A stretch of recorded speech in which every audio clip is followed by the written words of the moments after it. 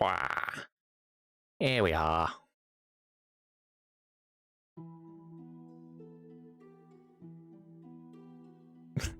Sorry about that. I missed hitting the snooze button on those ads, but it's whatever. Now we at least get an hour of not being interrupted by ads.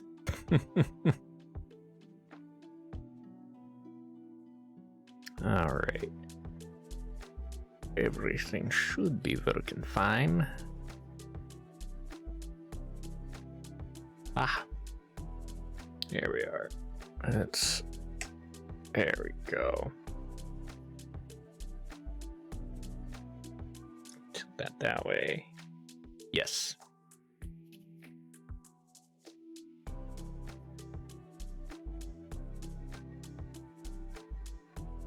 There we are. Now it's looking more dead on.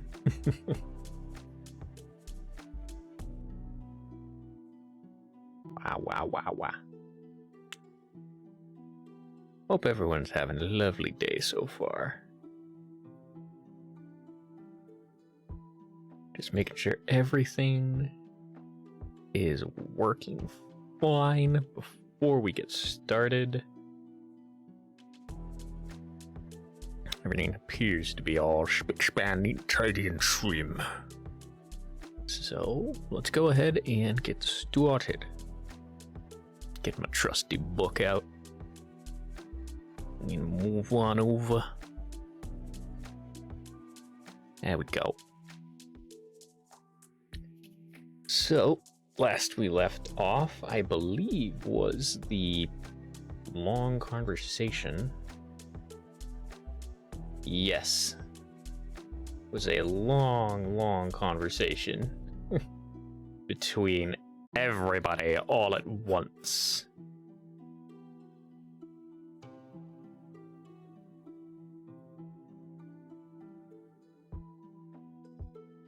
And then we picked up with Kotori.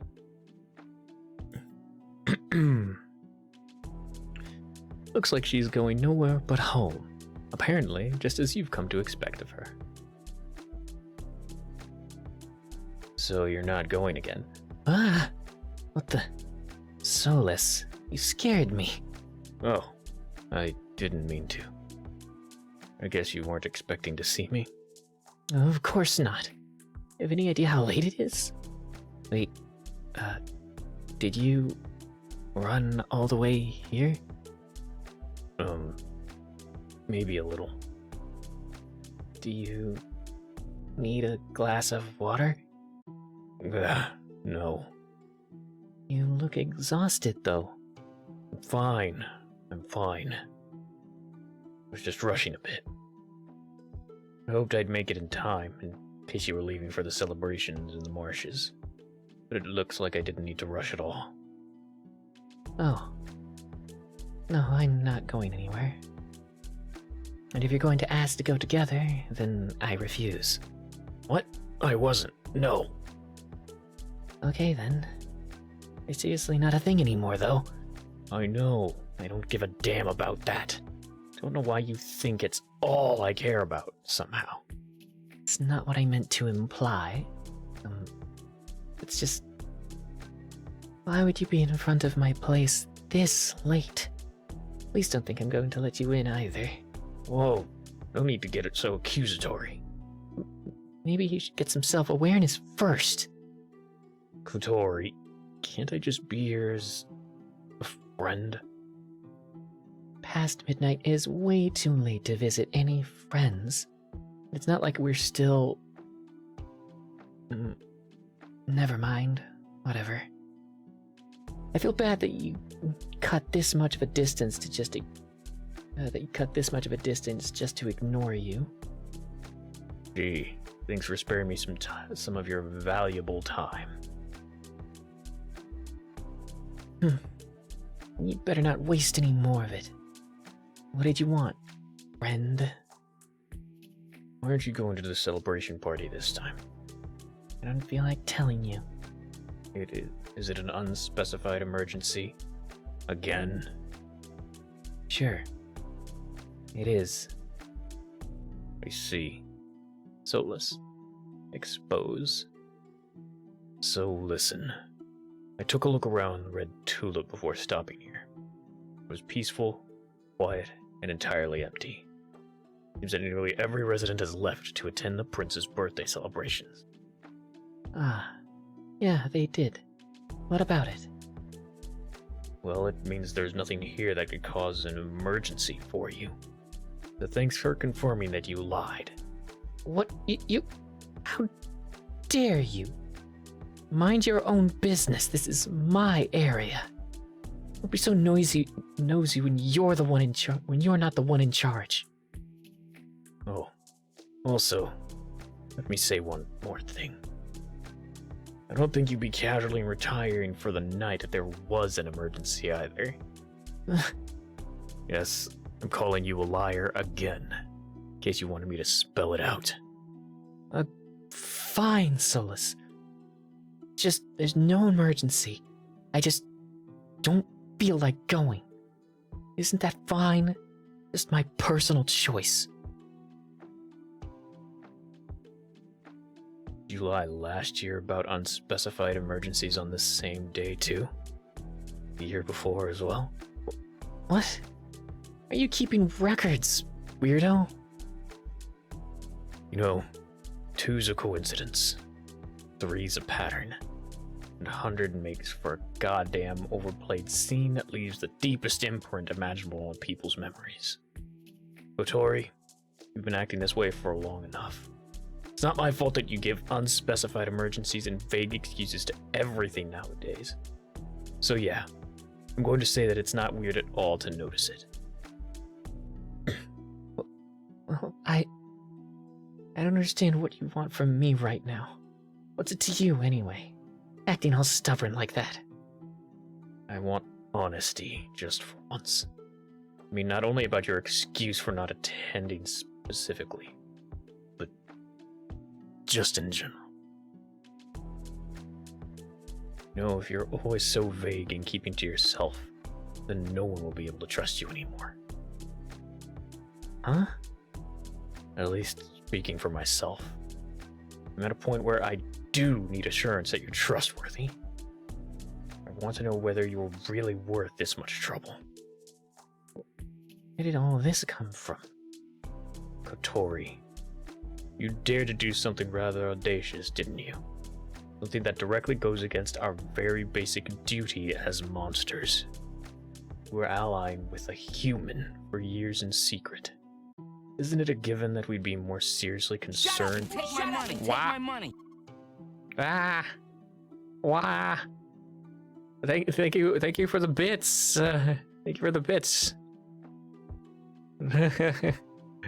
Wasn't expecting that. Jeez. I don't know why the sound alert plays twice, but thank you so much. I appreciate it. Oh, Corgo. Shut up and take my money! Oh God.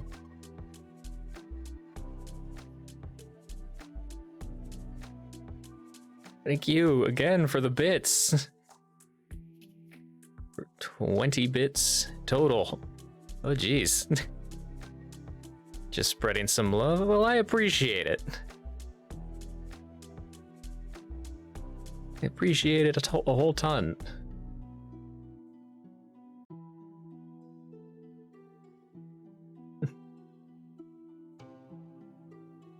Isn't it a given that we'd be more seriously concerned than ever before? Well, at least I am. I thought everything was resolved with His Highness. That may be, but with me it's not. Since I know the full truth. You think His Highness's trust in us isn't that important, Kotori? You can't just deceive the prince about this kind of thing. Then, are you going to tell on me? No. But I won't be comfortable about you anymore. Unless I hear an honest explanation for your daring actions. You want His Highness to trust you. Then prove to me that you can live up to it. No more lies. If I see that his trust is misplaced, then of course, going to want to correct that. Not that I'd do it in a way that causes you any harm, but I mean, god damn it, I worded that badly, didn't I? KOTORI, can't you just assure me that I can trust you? For real? Not like I want anything bad to happen to you. Sorry, I didn't mean to scare you. Hear me? Yeah, sorry. May have gotten a bit too serious again. Figured that being headstrong will get the best results, but... Oh no, you're not scary at all, Solus. Really?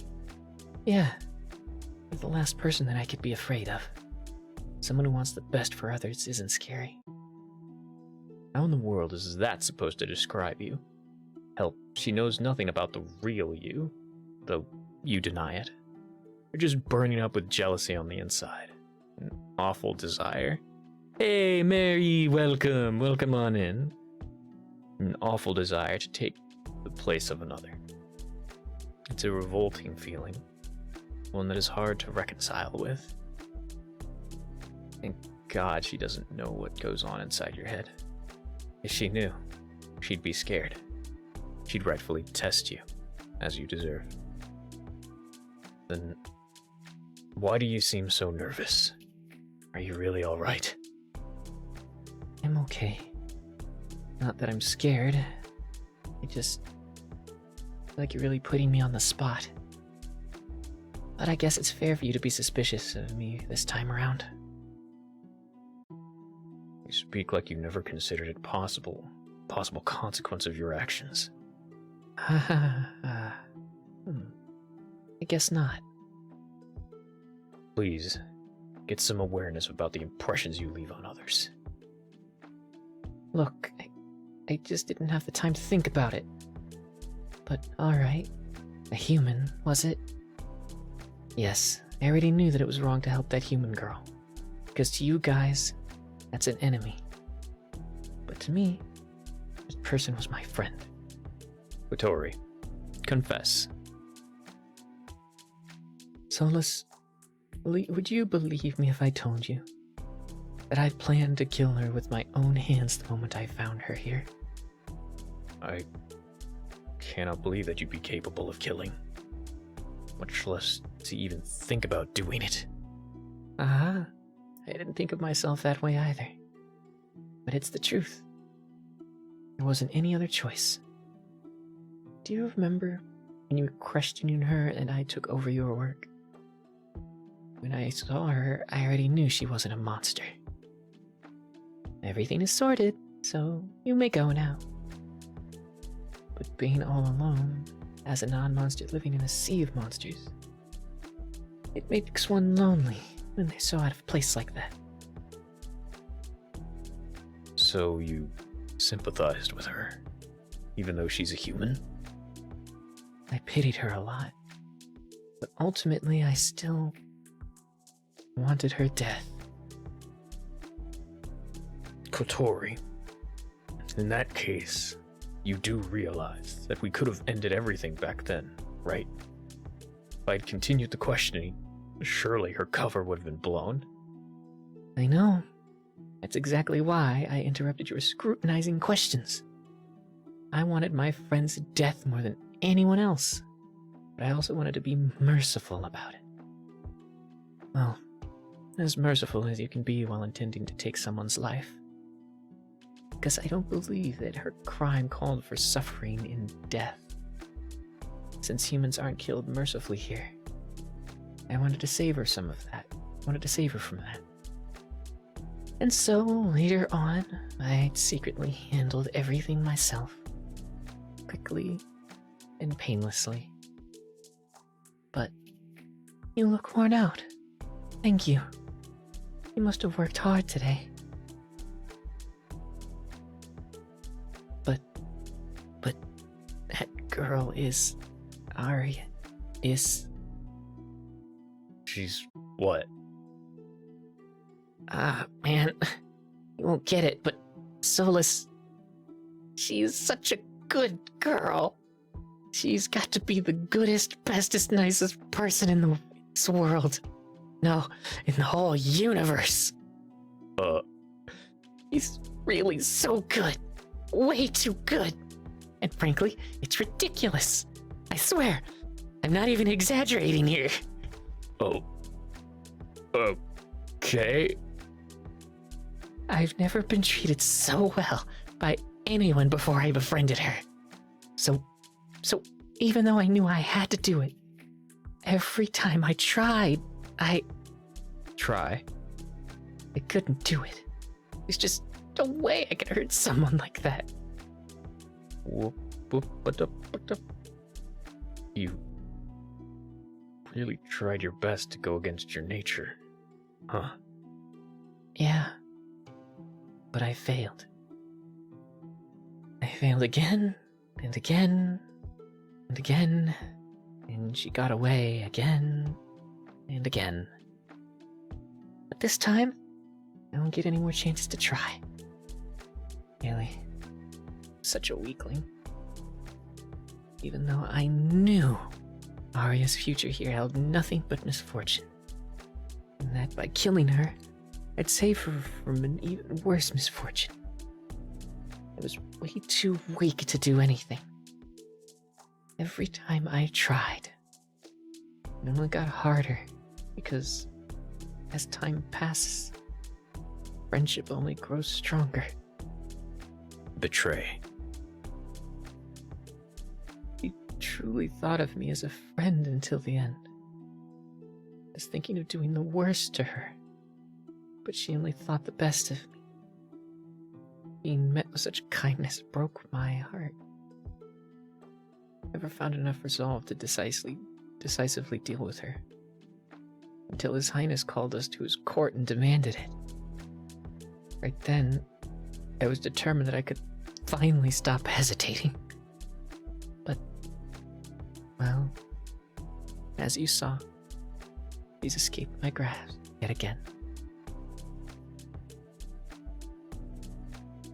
Who knows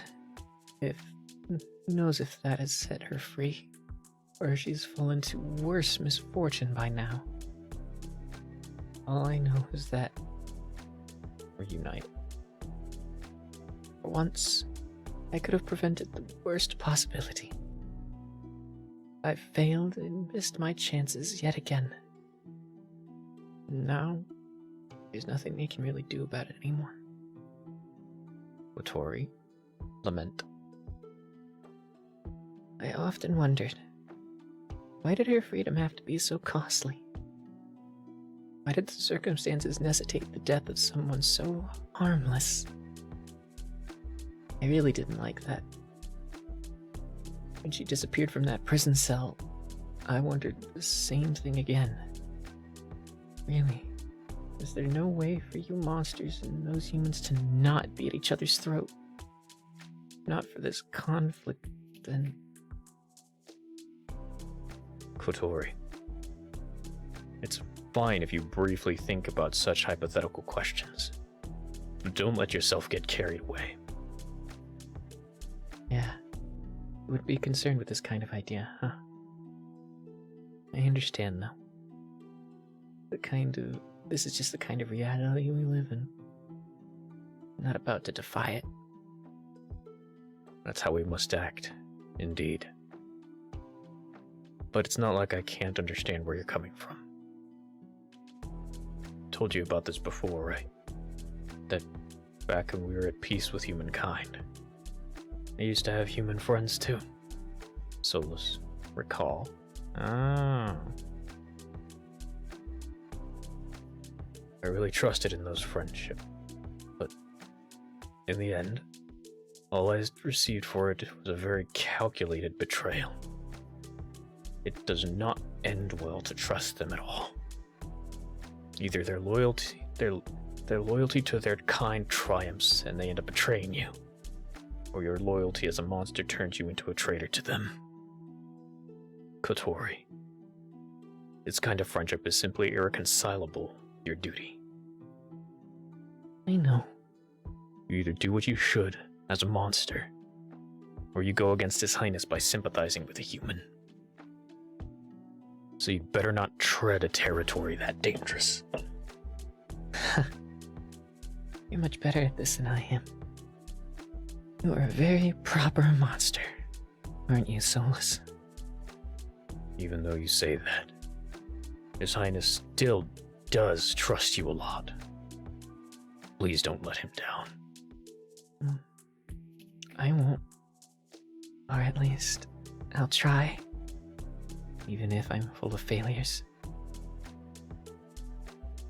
Think as long as you don't get distracted from what's right, then you're a proper monster too. Sorry.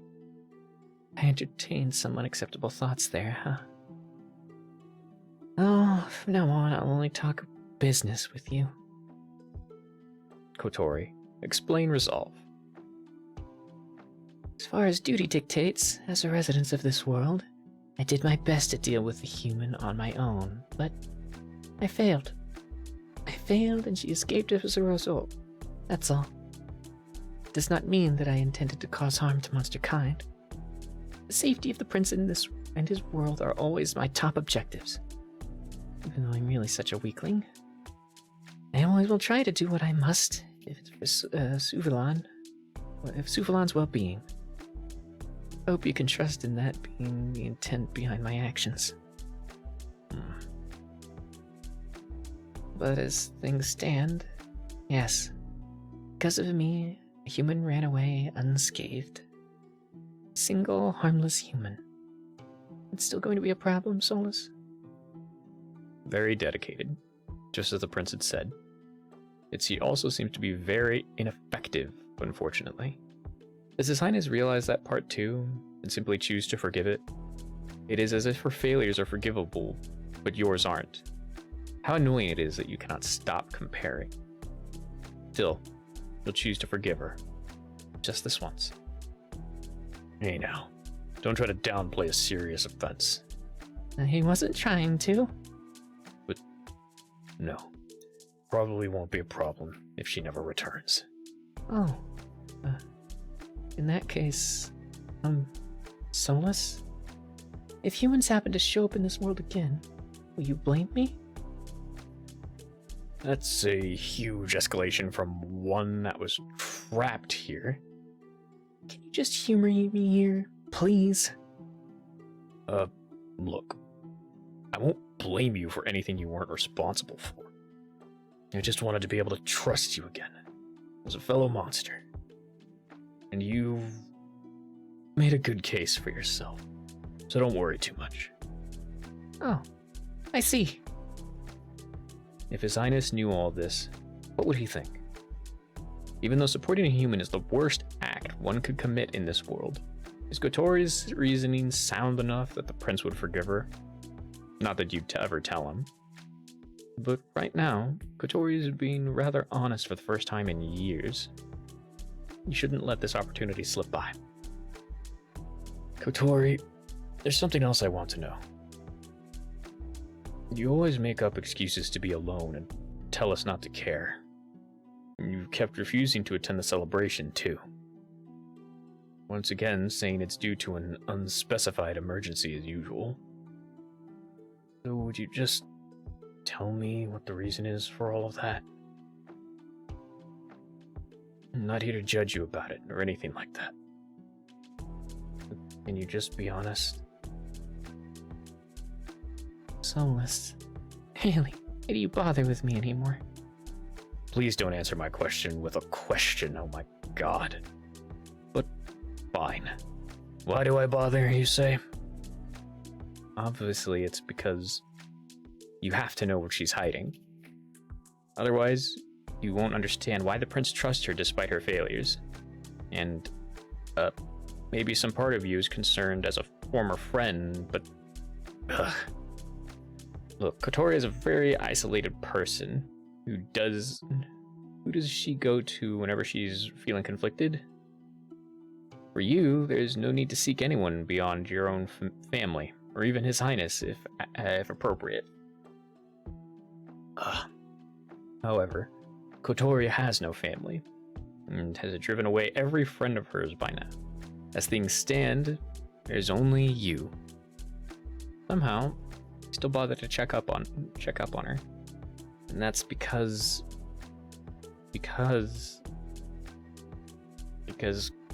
God damn it, does she really not realize that by deliberately isolating herself and then looking so obviously sad about it becomes so annoying to you, makes you physically unable to leave her alone? You know, she asks you to do that. Not that you're going to say any of this out loud. Look, you don't have to face me if you're uncomfortable. Maybe it'll be easier for you if we talk like this. Whoa. Now, why do I bother you, huh?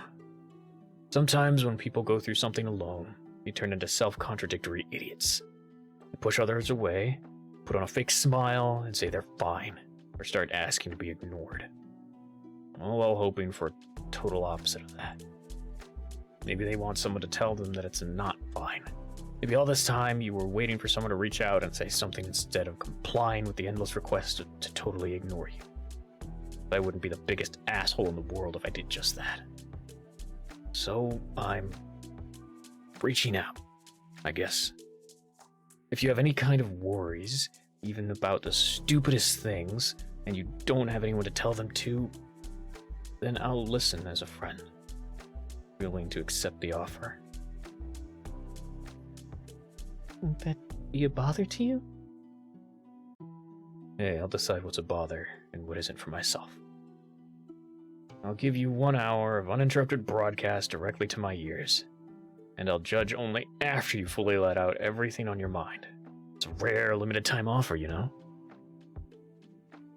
So, what will it be, Kotori?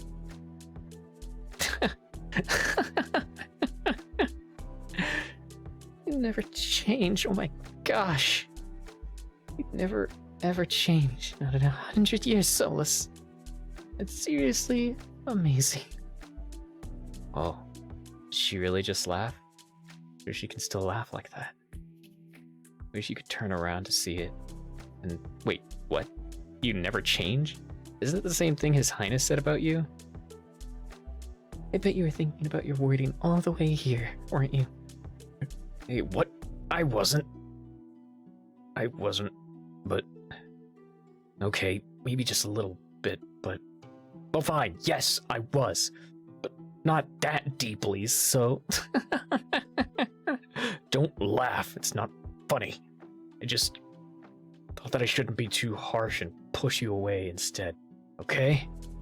Ugh, half of what I said definitely sounds stupid though, doesn't it? No, Solus. Not half. All of it does. Oh. But it sounds stupid in a very Solus way, so it's fine. What does that even mean? It's not an insult, so don't worry. Solus, you always put the well-being of others before your own. Huh? What? It's not true at all. I'm a very self-centered person. In no world was that ever the case. I swear on it. In fact, I came all the way here purely for personal, selfish reasons. But you still ended up worrying about my well-being? Well, that's just because I'd be an asshole if I did, plain and simple. Seems like even when I do nothing, I end up roping you into my troubles. It's not like that. Come on. It was me who asked you to bring this up. I mean, it's just my choice to do the right thing here. Wow. You really would never abandon me, even if I say it 100 times. Well, okay. Maybe this once, I'll try taking you up on that offer. There we go. Reciprocation! That's miles better than shutting you out again. Even though you definitely said some really embarrassing things. Would have even made a few daringly wrong assumptions on your own as well. You might have even made a few daringly wrong assumptions on your own as well. Who knows? She hasn't laughed like that in so long, though. How nostalgic. I don't have any other options. Do you mean that you have no one to talk to about your worries? Yeah, don't really. You expected this as well. That means she currently stands before the one person who could provide her some sort of support. You definitely wouldn't want to let her down then.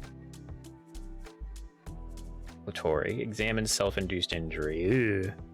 A trigger warning, y'all. Self-harm. Careful.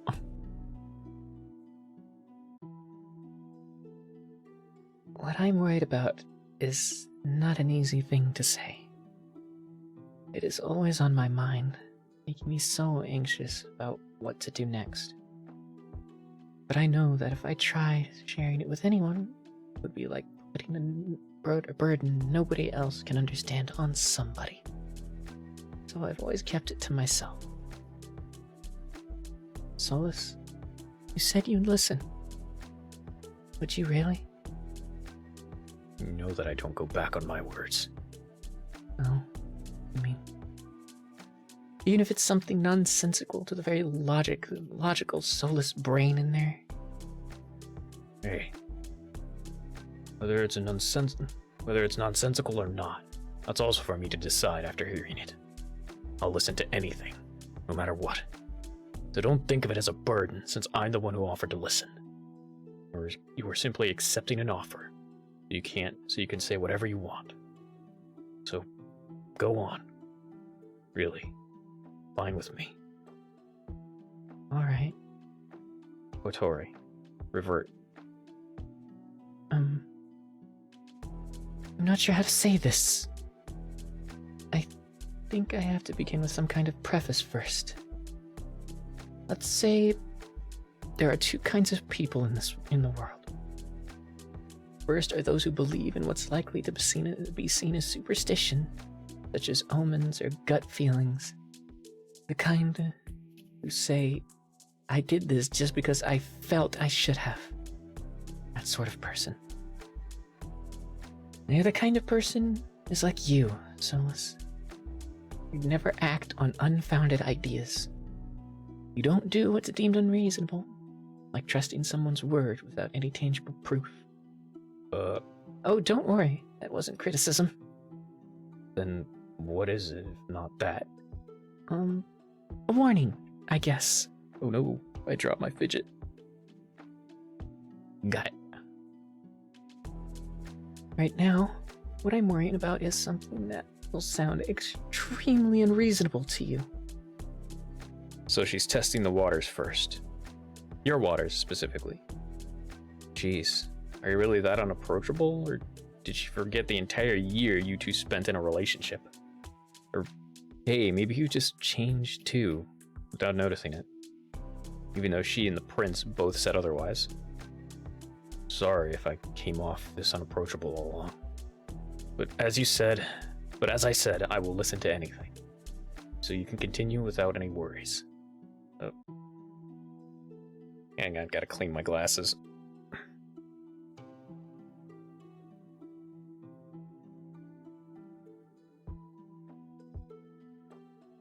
There we go. Wah. Alright, well, I will be direct then. Solus, I believe that something terrible will happen soon. Something that will change everything for the worse. And I mean way worse. How do you know that something terrible is coming? It's a hunch. For a hunch, you don't seem any bit uncertain about it. I trust my hunches very much. Does your hunch also tell you what this terrible something is, then? Yes, I know what it is, but not in enough detail to do much about it. Alright then. What is it that you think will happen exactly? Kotori? Or tell? As the festivities in the royal marshes are ongoing, someone will sneak in. They will attempt to assassinate His Highness. And they could really succeed. Solus, what exactly does she mean? Ask her to elaborate. Is that all? Or is there more? That is all. Okay then, just checking. This is a bit shocking, I admit. But I'm seriously thinking about it, so security near the prince isn't light in the slightest, Kotori. Nor is His Highness unable to defend himself, if it came down to it. It would take a very reckless monster to think of doing what you propose. Oh, wait, no. I should have better clarified. It is not a monster who will attempt this assassination, but a human.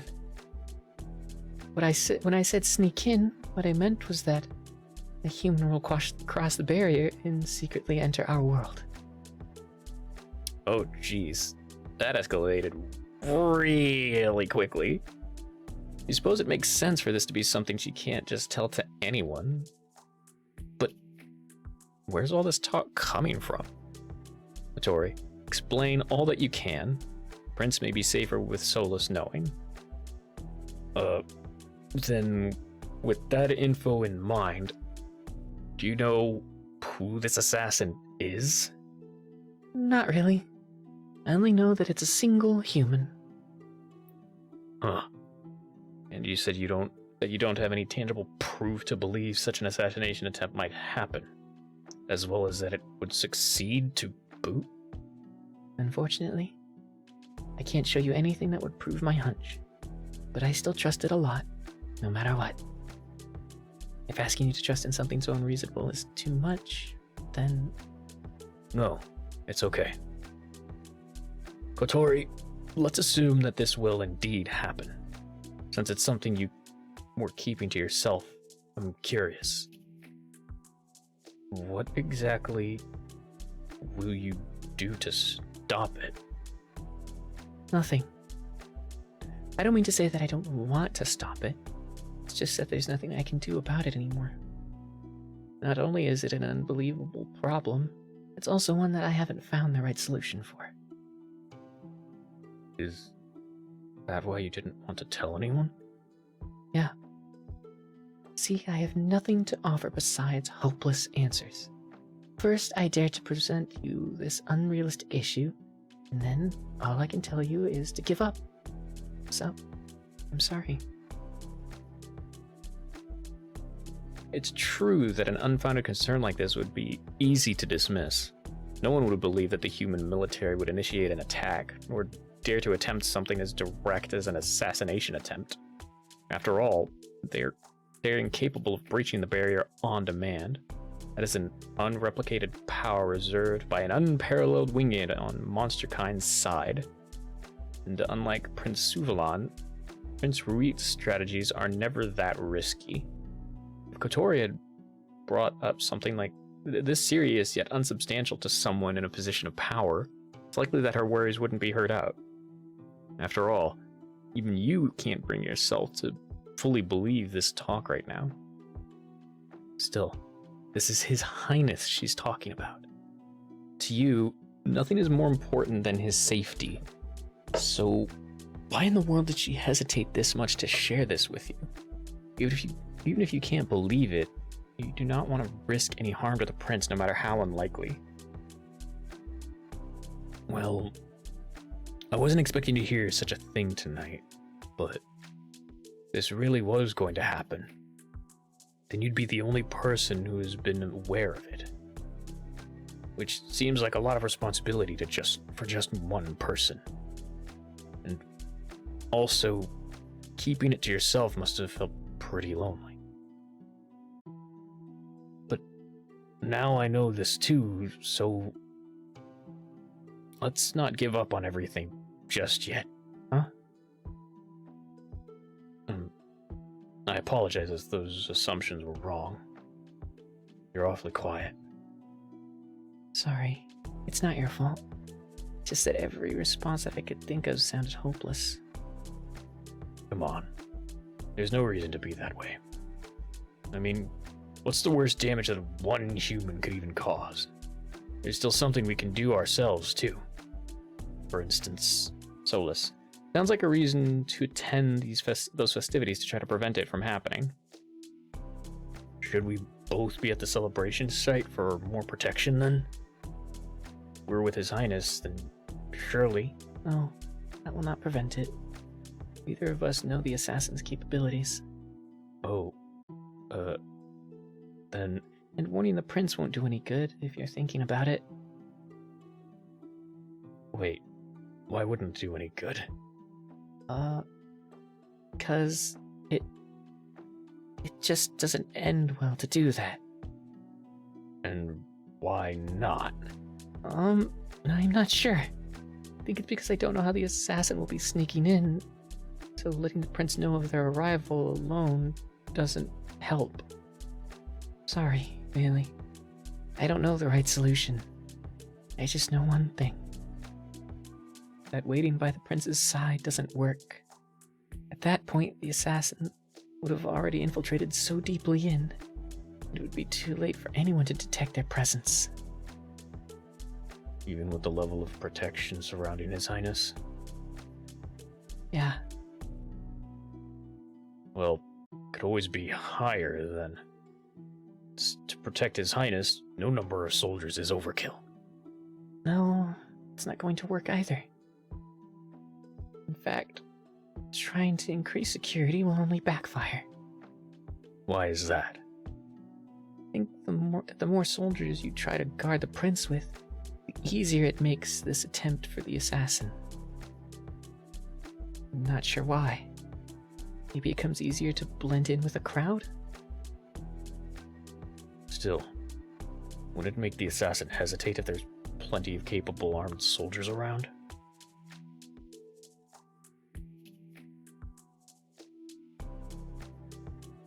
Not to mention that plenty of powerful, high-ranking monsters are already present there, by His Highness's side.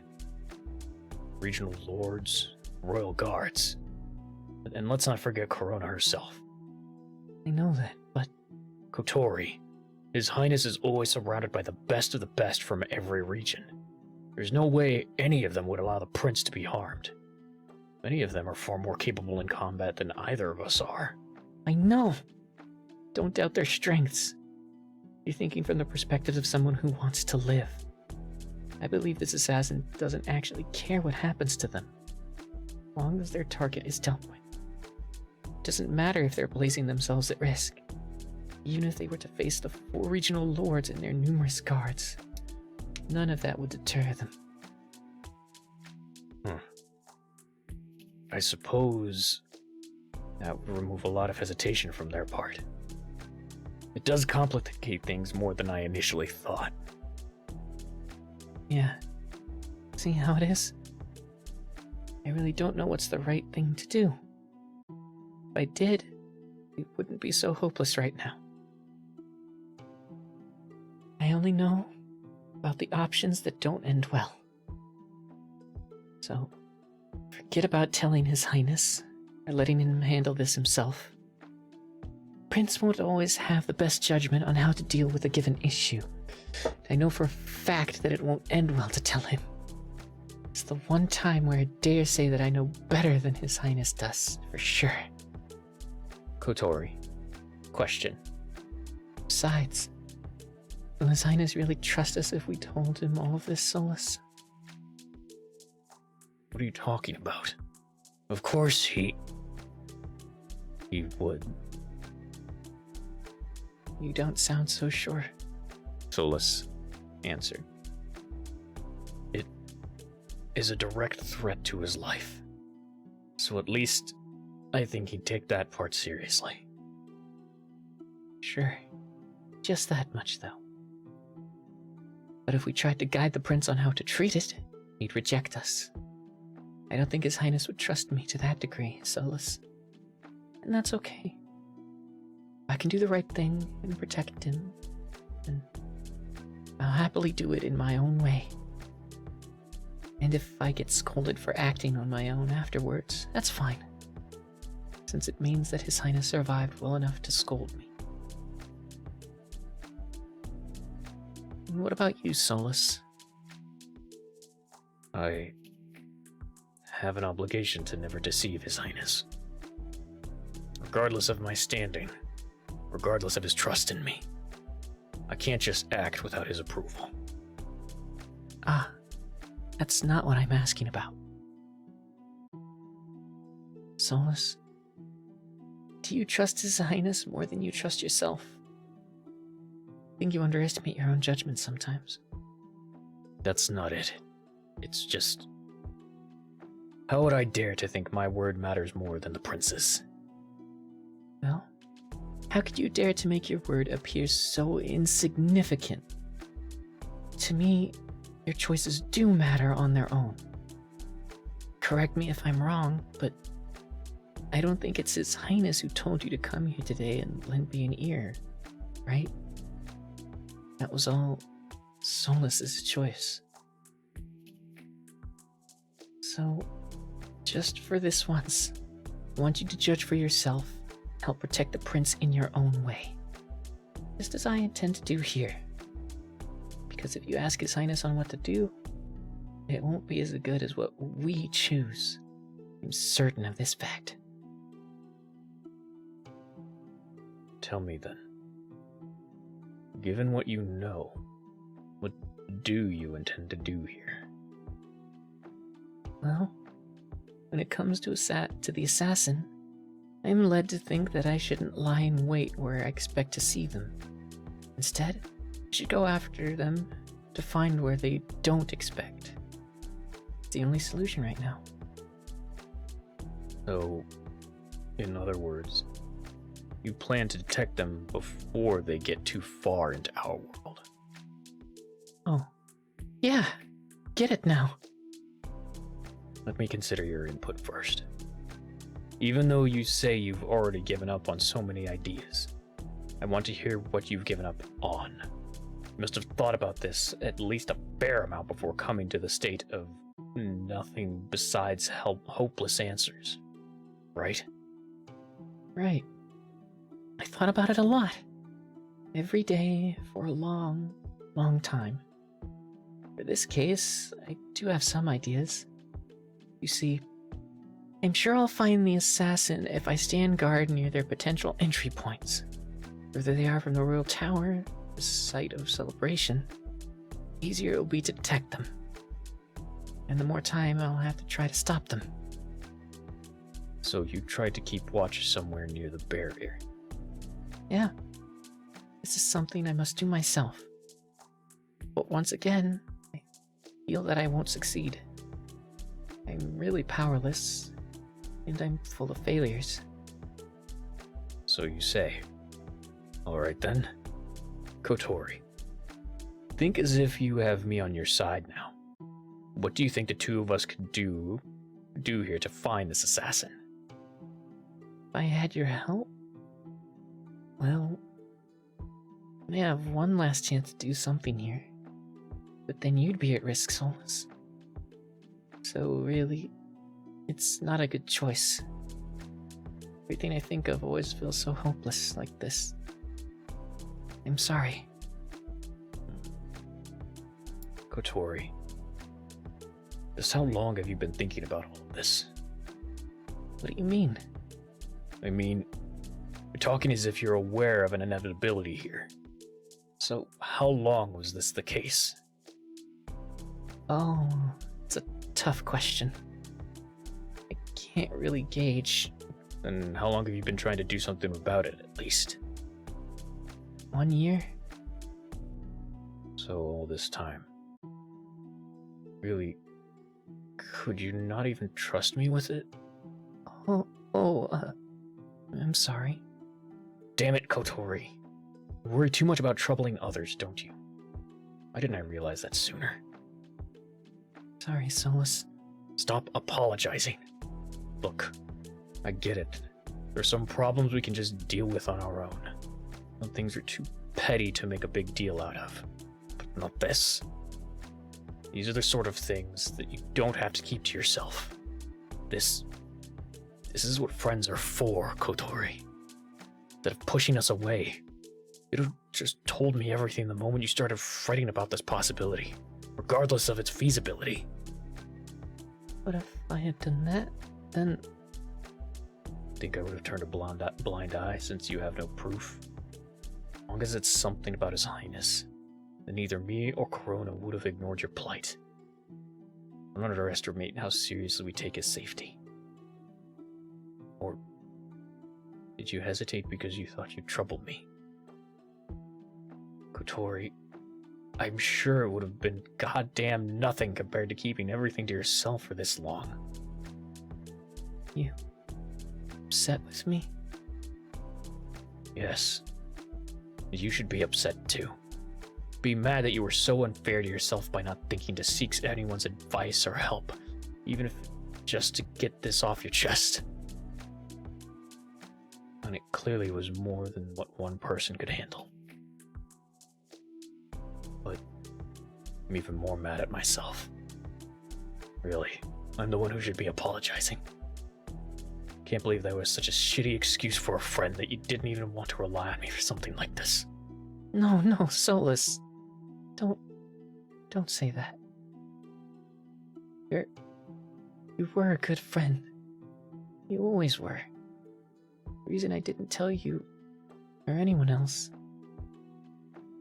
it's not because of troubling others or my lack of proof. No. Then why? Solus, didn't I say that I only know about the options that don't end well? Well, it would not have ended well if I'd told you about this before now. What? Why would that be the case? Because in the past I couldn't have really trusted you with any of it. Then tell me why you can't trust me, so I can change that part about myself and ease your worries. It's not you who I couldn't trust, but it's because you, Solus, don't trust yourself when I expect it. You're always like that. You ask to be relied on, but you think only of seeking His Highness first and foremost. So if you tell me to rely on you, then let me rely on you and on you alone, not on your reliance on His Highness. Otherwise, it really is going to end badly with this reaching the prince. Hold on, Kotori. This is just some hunch, isn't it? You can't know the outcome for sure unless you give it a try first. So how can you be sure that... So let's dial it back a little. Man, what an idiot you are for making this about yourself. Not that Kotori didn't trust you, but she couldn't allow herself to. You never gave her the room to do it, right? Ugh. Solus, what's wrong? It's nothing. Sorry, I said that I would listen. But I'm here trying to talk back against your concerns. You sort of get her deal a bit better now, though. She knows what not to do, and currently, he doesn't want to be questioned about it. He wants to be heard. Whenever things start moving in a direction she deems wrong, she freezes up like that. Like she's about to give up and break down in tears. But since you have a say about it, you'll never allow a crying Kotori to ever exist. He seems to think that things will always end badly, no matter what. Surely, you appearing overly reliant on His Highness earlier didn't help her worries at all. Well, to hell with it then. Solus, you're gonna prove yourself here. Kotori chose you, after all. She could have kept to herself indefinitely, or she could have gone to someone else, but she accepted your help. She deemed opening up to you at this very moment as a right choice, not among the list of options that go badly. So she needs to see that you're not unreliable. Man, I'll be honest here. Hopeless this, hopeless that. This kind of talk sounds like a whole load of nonsense to me. Let's see. The most critical... Oh. Okay, so we've got an ad break happening in 5 minutes. So I'm not going to try and fuck with anything because last time I did that, we got like 7 to 10 minutes of ads because I messed with stuff. let's see. It's the most critical opportunities during the celebration, then that means there's 2 days to go for the assassin to make their move. Afterwards, things return to normal, with every guard back into position. No more distractions from safeguarding every area. There's still some time left on our hands until then, and yet, KOTOR, you really were thinking about giving up already, even though it would be so easy for us to prevent such a thing. Huh? What? Really, Solus? Oh, for crying out loud. This dumb girl. What hopelessness. Just look at that face. Those eyes are full of hope. It's like she's desperate for someone to push her to keep trying. Somehow she knows bad outcomes, but not how to pursue the good ones. Perhaps all this time, she was in need of guidance. She didn't know where to start. Them colored words be bothering me. Solus, make a judgment. What a strange situation. A strange topic, an even stranger person. If telling others will only end badly, and we can just do something on our own. You said you had one last thing you could do if I'm on your side, didn't you? I'm plenty capable, you know. So don't give up just yet. Wait, first of all, you don't think it's stupid that I'm worried? About a possibility that I can't even prove to you? Not really. It's not stupid. The more I think about it, the more I feel you might actually have a point. Celebration is sort of like a huge distraction, isn't it? People are already distracted, naturally. They'll be that way for a while. That'd certainly make things easier for a particularly crafty assassin. Let's think of what to do about it together. Are you just humoring me? No. Okay, well, I don't want to lie. So, is half and half an acceptable answer? There we go.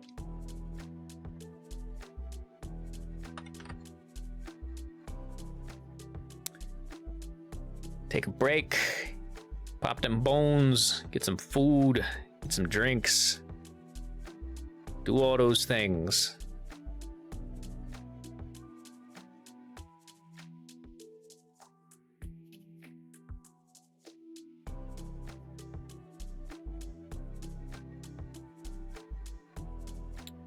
I'm gonna retweet the socials.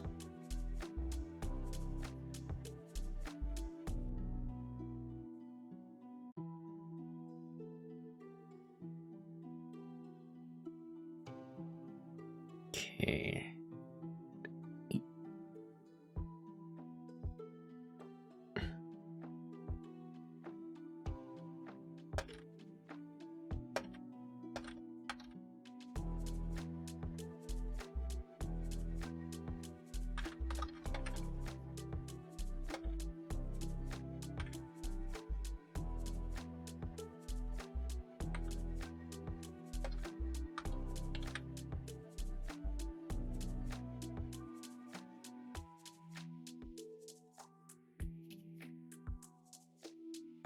Here we go.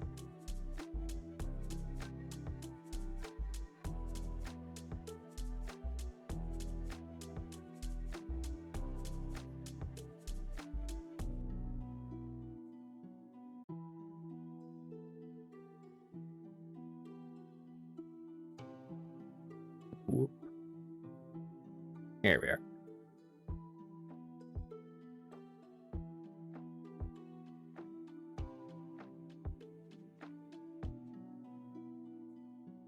Open this, check on you, check on this, check on that.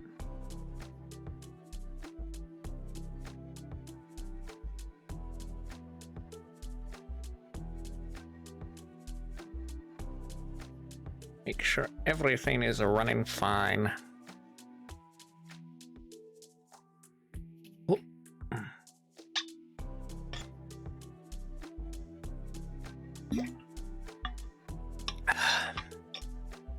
Take a drink, because the vocal cords need it.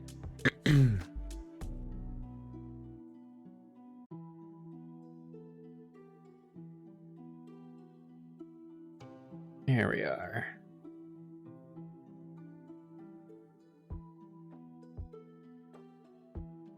Hope these ads aren't too terrible for y'all. Whoa, that timer went funky. Hello, welcome back everybody who is stuck in ad hell. Apologies for that. All right. So is half and half an acceptable answer? Circumstances do seem inviting for something to happen at least. Perhaps not of a magnitude as terrible as assassination, but still, something criminal in nature. So, I'm taking you up on that bit, at least. Well, gee, it's still really, really good. I'm not saying that to dissuade you. I'm just really glad I found someone who can believe me, I guess. But Tori, listen. This time, please rely on me.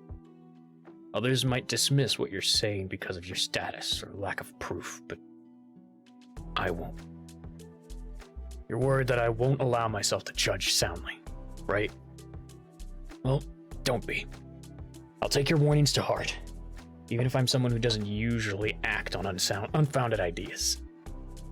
We can agree that His Highness's safety is important to the both of us, so I won't belittle the importance of your concerns. you're right. I've gotten used to giving up too easily. Thank you for the encouragement. If we're friends, then let's work together here. You're not alone. Okay. Oh, funny. This reminds me of an old friend. I've always been too quick to give up. My friend would tell me, as long as I'm alive, I should keep trying. And with that, a way forward is bound to show itself. That's a nice thing to say. Though it sounds rather unfounded, honestly. Yeah, right? Bet they feel like empty words to you. Feels like you're the type of person who wants to give reasoning behind everything. Even encouragements. Shit. I guess I can't deny that. That's okay too, though. It makes you reliable, after all. Well, I've got an idea. If you'll help, would you hear me out? Of course. I promised to listen to your worries all the way through, didn't I? Babe, something seems off with Nino. Hey, Nino, are you okay? Are you okay over there?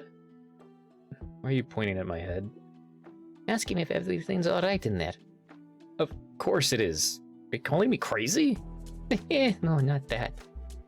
But something about you seemed a little off, so... Well, I don't know why you're asking, but I'm perfectly fine. Are you sure? You can talk to me if something's up, you know. I think you should be asking this question about those guys instead. Huh? What are you on about? Look over there. Look over there? Look over where? Whoa! See, now this looks concern-worthy. Oh, hey guys, you're back. Hello, Nino. Hello, Maimona. And hello, Kitty. Nino? What the heck is going on over there? You look so out of it. What do you mean? We were just shopping. Or more like, we were going to do that until you showed up. Shopping? Right now? Yes, shopping! Well, Nino disappeared for a while, so instead of waiting around doing nothing, we decided to look around the place. You guys want to join in? Oh, Nino and I have already done our cool tour of the island. So now it's their turn, huh? No, Nino. No, it's not. Stop. Listen, this is a hostage situation. What? Trying to kill me. Oh, stop exaggerating, Reed. Nino, this woman is ruthless. I'm not. What? What exactly did Arya do? I mean, look, She made me interact with the strangers here. Now she wants to go buy things. What the hell did I do to deserve that? I just thought it would be nice if you loosened up a little. You hear that? Pure evil. I'm not evil. Ah. Oh, you really were just over-exaggerating. God damn it, man, you were my last hope. Does nobody get me here? I need to hit something to let this stress out. What's the big deal, Tommy? You really hate talking to people that much?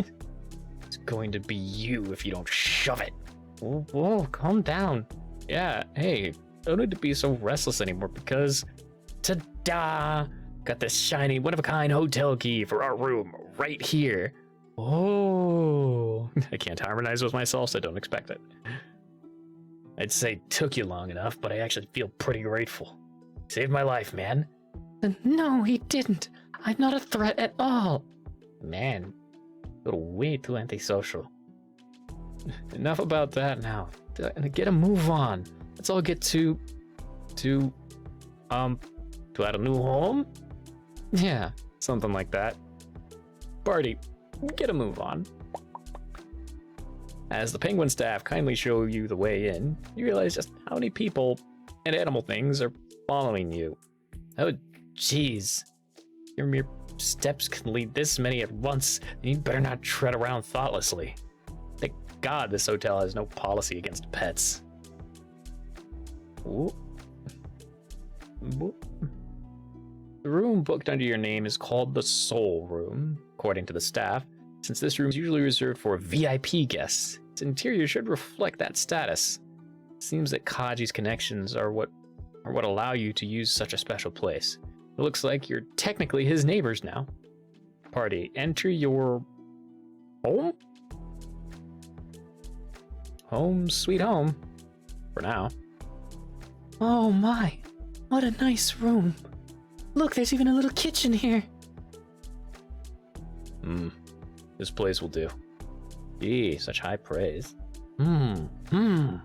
Guys, I smell apples and several other fruits. Several other nice fruits. What? Something's afoot, I say. Hey, what's that on the table? Nino, discover the source of fruit smell. Whoa! Aha! Fruit-scented crayons. Seems that the staff have left something for you all. Check note. Apology. Mr. Kaji asked penguins to accommodate 5 individuals. However, room has only 4 beds, not 5. So penguins left a gift to apologize for inconvenience. Clients have little child, so gift is good for little child. Penguins hope you enjoy your stay. Call for room service if need, anytime. Aw, how sweet of those little guys. Looks like their well-picked gift has already taken its intended effect, too. They should be fine. Room's furnishings seem accommodating, and the couches here may be sufficient enough to be used as an extra bed. Either way, considering that you're getting all of this for free from these kind penguins and Kaji, you have no complaints to speak of whatsoever. Party, relax. Oh, those are all their shoes. Without hesitation, your travel companions scatter to find their natural resting positions, each person busying themselves with what most interests them. As for you, you're just gonna sit down for a sec on the nearest spot. Boy, what a long day this was. Arya, make a mental note to bake muffins for everyone the first chance you get. That's a good idea. Everyone must be in need of some energizing food. And since the only thing you gave Nino during your first meeting was muffins, perhaps doing this would help recover his memories somehow. However, all baking activities will have to wait a little more for now. There's something else you've got to figure out first. Arya, and what exactly is your plan from here on out? Well, yes, that's what you wanted to figure out before muffin time. It's not like you know this world well enough to decide anything for sure, but you've had a clear plan crafted for you already. The way things were, you have directly gone with Reed to wherever...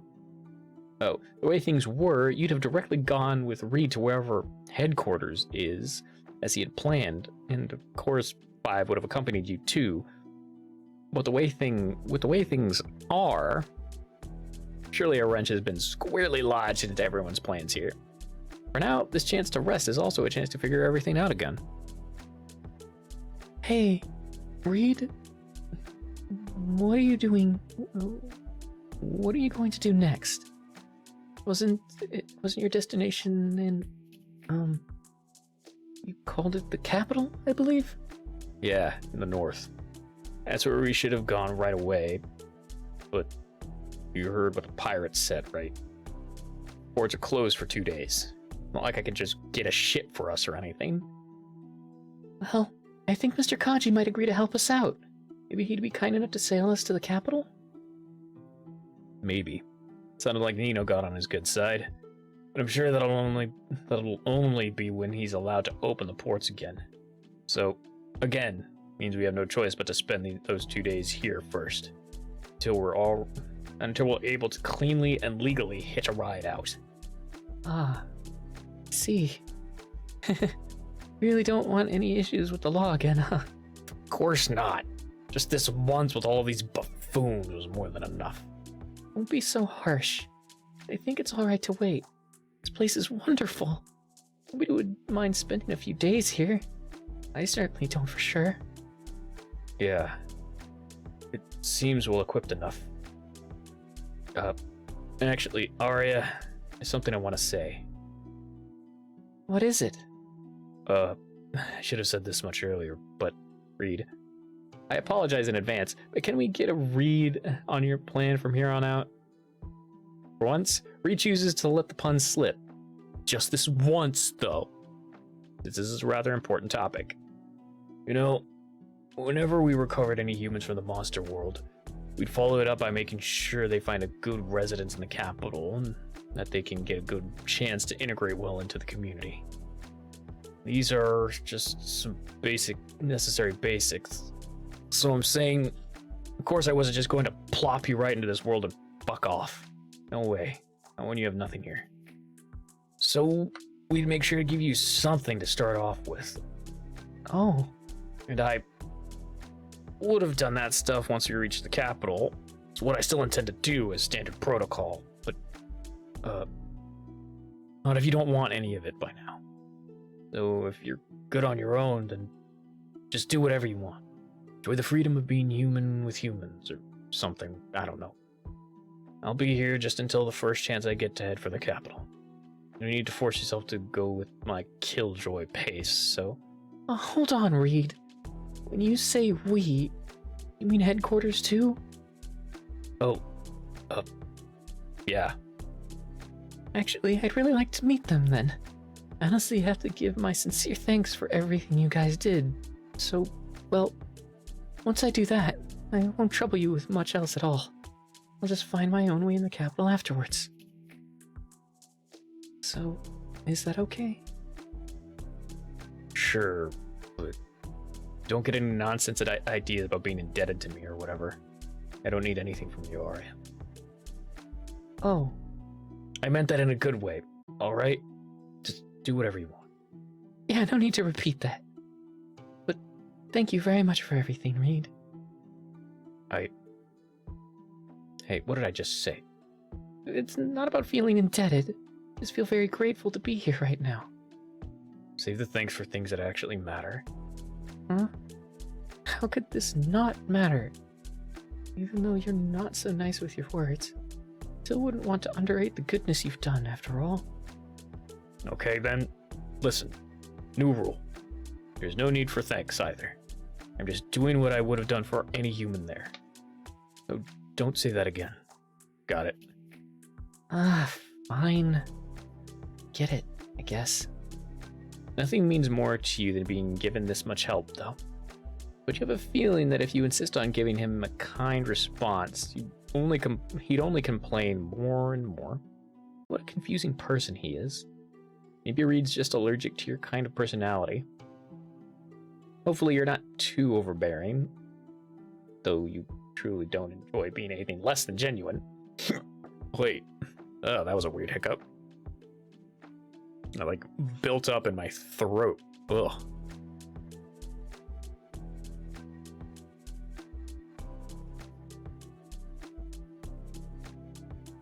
There we go. Double checking all the stuff. Read. Check in on your messages. You're sure a certain someone must be dying to get an update. God, speaking of headquarters. Need to make a report that I'm not coming back right away. Oh my. Would they be unhappy to hear that? Unhappy is putting it lightly. I'll probably get yelled at. Oh, what? Hold on, what sort of person could yell at you of all people? Go stick your nose in someone else's business. Let me make a call in peace. How could I not be curious here? Really, you act like you're this person's underling or something. What? I mean, it's just how it seems to me. Sorry. Well, actually, maybe you're not too far off. I'm not? That's enough about that. Look, since you've decided, you'll do what you'll do with yourself. What about your tag along? Huh? Oh, you mean 5? Yeah. I wanted to help her find her old friends, but... Wait. 5? Where did she go? She was right here just a moment ago. Over there, by the table. 5. Go see Nino. You've waited long enough. Oh, she was just with Nino. Thank God. That's so nice. Wait, no! You might want to tell 5 the truth about Nino forgetting you two. She'll be heartbroken either way. It'd be 10 times worse if Nino directly admitted to her he doesn't remember her. There won't be a good time, but now, at the very least, is the worst time. No, it's not nice. You're going to do this, but you didn't do any of that. 5, oh no. No! What's wrong with you? Why are you freaking out? No! Calm down. But Nino promised. Nino said Nino will help 5 find friend. Oh wait, I misdid her. But Nino promised. Nino said Nino will help 5 find friend. Arya said so too. And Arya helped. Now Nino is breaking a promise. No, I just don't remember. But why not? If Nino will not remember 5, then did 5 do something wrong to Nino? Maybe. I wouldn't know if you did. What? Really? No, 5, you're okay. You did nothing wrong to anyone. But it's all okay, 5. Nino, could you be a little nicer? What? You want me to just lie then? Not that. She's just a kid. Please be more careful with what you say. I heard nothing about these details until now, you know? It'll be alright, 5. Can't blame Nino for forgetting us. It's something he can't control. So, Nino, also forget Arya too? Yeah, but maybe he will remember us this time. Don't be sad, alright? Really? Will Nino really remember? Who knows? Let's not be so pessimistic. Really, can't you say something nicer in response? Again with this. The least you could do is be a bit more reassuring to 5. What, you guys are allowed to question me all you want, but I'm not allowed to be uncomfortable with it? Hey, Arya has a fair point. Even I think you should be more delicacy, mister. We're talking to a kid here. Yeah, whatever. What'd you know anyway? Well, I had a little baby sister at home, so a fair bit more than you do, I'd wager. Meh. You know, Nay, Arya, don't fight. You're all being bad. Behavior 5 will put you in timeout. What? Aw. Wonder if she's mimicking an adult. Oh, you heard her, guys. I agree with the young miss. Let's all be positive here. Nino, be talking about this stuff can jog your memories. Maybe? I don't really know. Come on, be positive, I said. Let's put it to the test, shall we? Talk to me, 5. Tell me, how did you come to meet these two here? I met Nino first. And Nino took 5 to Arya. Ah, that's right. I was in the monster world. But I don't really know how Nino found her. It's not like he remembers. But Five knows, so it's okay, right? Oh, yes. Five remembers very well. Great. Five to the rescue. Tell us. Don't let these two start bickering again. Five remembers. Five was hurt. Was very hurt. And scared. Everything so dark. Five feeling a lot of pain. But Nino. Five saw Nino. There was a light. And Nino healed Five. Then Nino promised to take Five home. I healed you? Yes. Whoa, really? I guess that would be within my capabilities. Got an interesting ability, huh? Maybe even if Nino forgot Five and Naria, Nino still isn't bad. So, everyone, don't be mean to Nino. Oh, I wasn't trying to be. Well, I don't think I was mean, but. Look how the tables have turned, you bullies. Five, you'd root for me even though I forgot my promise? Yes, because Nino is Nino, even if Nino forgets. A good person stays always a good person, so it's okay. Really? You're a good kid. Hold on, I don't really get all of this though. I mean, he's just a little kiddo. So why was a wee kid like this so hurt, left all alone? All the way in the monster world of all places. May, use your head. Why wouldn't a monster be in the monster world? What? But Five's not a. Oh, wait, don't freak out. But actually, shoot! I forgot that I was by hiding all this time. So it's a long story, but Five isn't actually. It's not a long story at all. Five is a monster, but Arya made Five look like this so that Five won't get in trouble with humans. Say what? Ask why Five being a monster is an issue. But I love these people. Yeah. To make a long story short, Five is actually a monster. See, without my disguise on, she's really just a little monster. A human disguise? What the heck?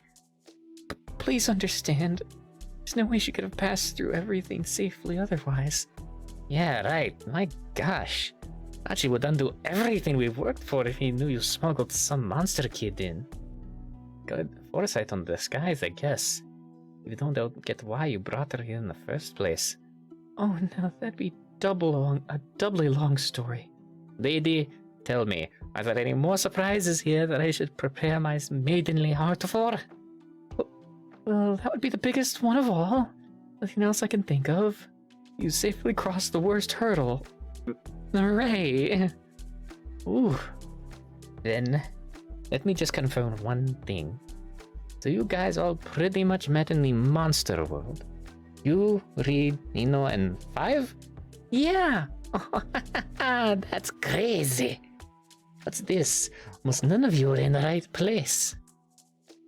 Is it not okay if Five is a monster, May? If it's bad, then Five can pretend to not be a monster again. But Five doesn't like lying. I mean... It's okay, probably. I think I kind of get it now. It's not bad to be a monster, Five. Just that humans are such scaredy cats. They'd get really spooked if they saw a monster. Even though Five's a harmless little thing. I know you're a good kid, so I wouldn't be scared of you, Fivey. You're my new friend. Like, we're totally cool, bro. Yay! May understands. Five is also May's friend and, a bro? Dang straight, little homie. You can keep it undisguised if it's just us here in the area. It's all cool. Yeah, will do. What's wrong? Well, hold on. Something here is off. Nino, how did you know that Five was a monster? Why wouldn't I have? She had the disguise on this whole time, so not even May realized it. Not bad. Not bad. So how and when did you figure it out? Besides myself, the only person who knows is Reed. So, he tell you? Oh. No. You didn't. Then how did you know that Five wasn't human? Well, obviously because She isn't? But just how did you know if nobody told you? Good question. How did I know this? It was just there in my head, and it felt so natural and correct to say. Kind of just said what's on my mind without thinking. Does that mean you're remembering? Just now, you must have remembered originally meeting Five as a monster. It seems to be the only explanation. Hey, would you look at that? You remember the thing. So talking really does help. And positivity always wins, baby. That's wonderful. Really is a chance for you to recall everything. Whoa, so Nino... 5. Hey, Nino, remember something. Admittedly, it's one relatively 5. Hey, Nino remembered something. Admittedly, it's one relatively minor detail about 5's identity, but it's gotta count for something. Nino remembers Five now?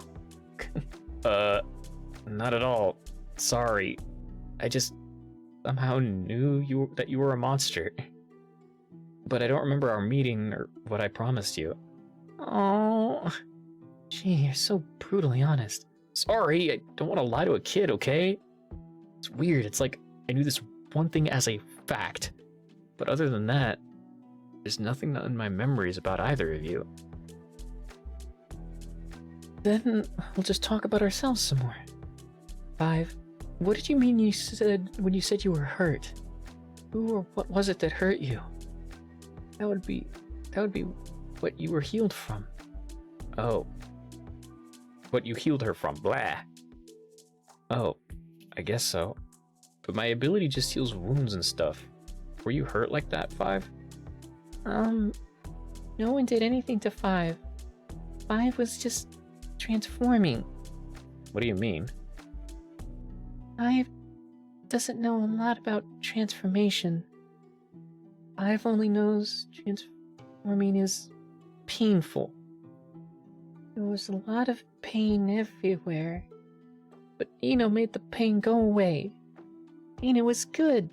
Eno really helped Five. Whoa. Why is this poor little Five going through this painful thing? There has to be a reason. Even if it's not something someone did to you. Reason. Five knows why. Transformation is for weak monsters. 5. Recall. Because Five is a weak monster, weak monsters must transform to not be useless. But it hurt.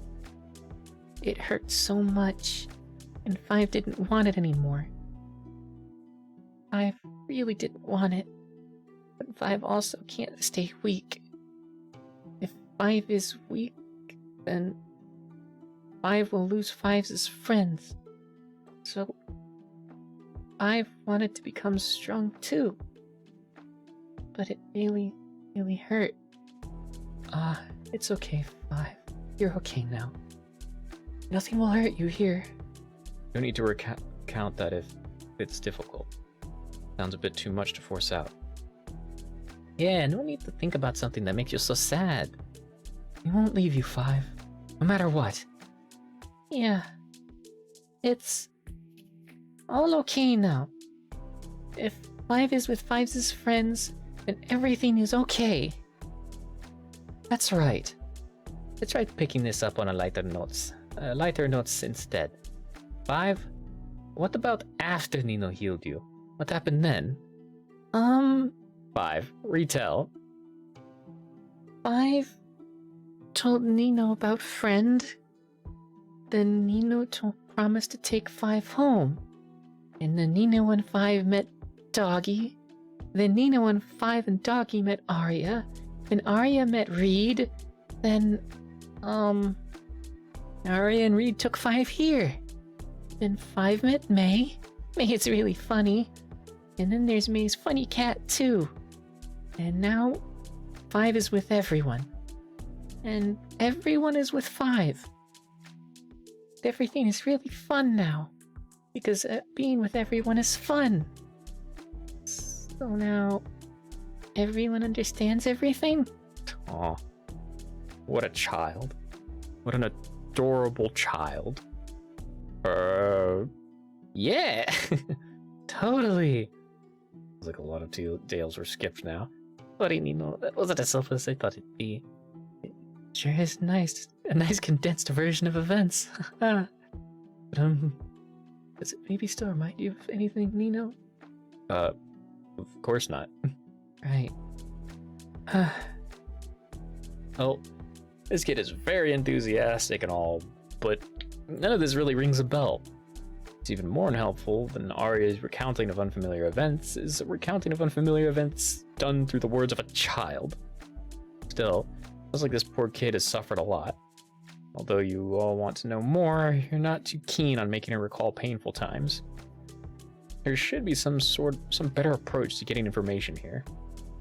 Ludwig, reminisce on the portrait of Ludwig capturing only a ghost of your goodness. Ah, yes, that there is a painting depicting Ludwig's kind. However, that is not you in the painting. If you must know how you can tell that this is not a painting of yourself, it's because the depiction is lacking. Indeed, it is no match for your ghastly yet dignified self and your distinguished, wondrous gait. It is not at all pictured. Thus, this is merely just another one of your kind, a generic, nameless wolfhound. Bah! We're not fond of this fellow. He is a shameful one. You do not associate with your kind anymore, for they bring nothing but shame. Like every wolfhound, you are quite loyal to your master, but unlike the rest, you do not attack anyone unprovoked. Long ago, on a fiery battlefield, you witnessed how your kind terrorized helpless humans, all because of their master's orders. And so, you deserted that field alone, despite all the scorn from your kin. After all, the only master you'll have is a fair one. This portrait depicts only one shape of your kind, however. Ludwig's kind come in many sizes and shapes, but only in 2 colors, stark white and pitch black. These are rhyme hounds that dwell in snows, and wolfhounds that dwell in forest. Having tried the cold weather here, it is unpleasant. You find rhyme hounds even more difficult to understand after this experience. Also, white is frankly such a dull color, you dare say. It is nowhere as intimidating as your beautiful Vanta black, shadowy self indeed. Ludwig, also shadily sneak and listen to the peoples. There are many peoples here to listen to, friend. One could choose to join the jubilant group where Master is, surrounding the little monster child. One could choose to stand guard by the human who smells of metal. Difficult choice indeed. But you see, Master has taught you that loneliness is most unpleasant. Therefore, you will keep the lone one's company for the time being. Master will surely be proud. She has grown fond of this one after all. So how's the headquarters over there? Bork. Bork with an E with a fucking accent mark. Eidolon. Oh god. I don't have I don't know what this person looks like, so I don't know what kind of voice I should give them. Hey bro, guess what I'm doing? Hello, don't freak out. What? I am asking preemptively. Got a question unrelated to the walls of text you destroyed my phone with. What the heck? You didn't even read what I said? I don't have time to respond to every bit of it. You're so lazy. Or you just don't care. No, that's not it. You didn't even try to guess what I'm doing. You really don't care, dude. Hey, don't be... Hey, don't be upset. Psh, I'm not mad. Whatever, Dumbo. I don't care if you don't. Okay, fine. I'll humor you. What are you doing over there? No, I said you gotta guess.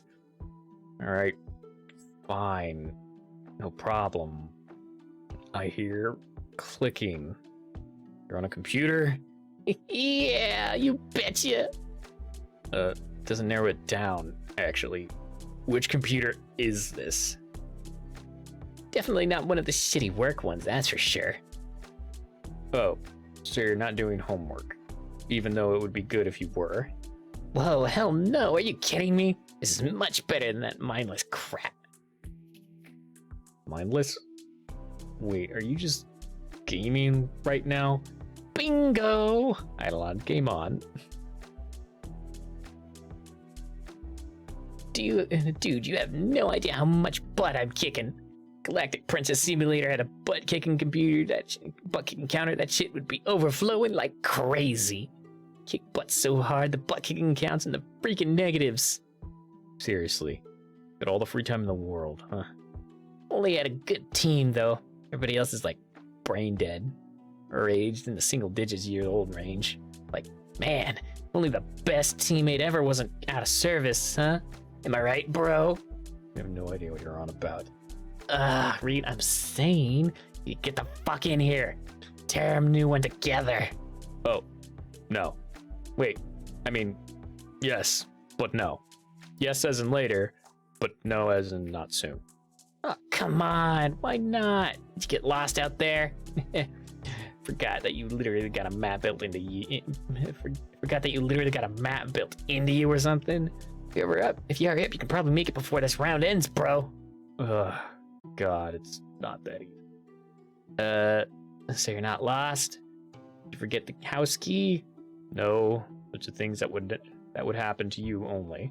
Whoa, that's not true. I haven't lost a new spare yet. Yet.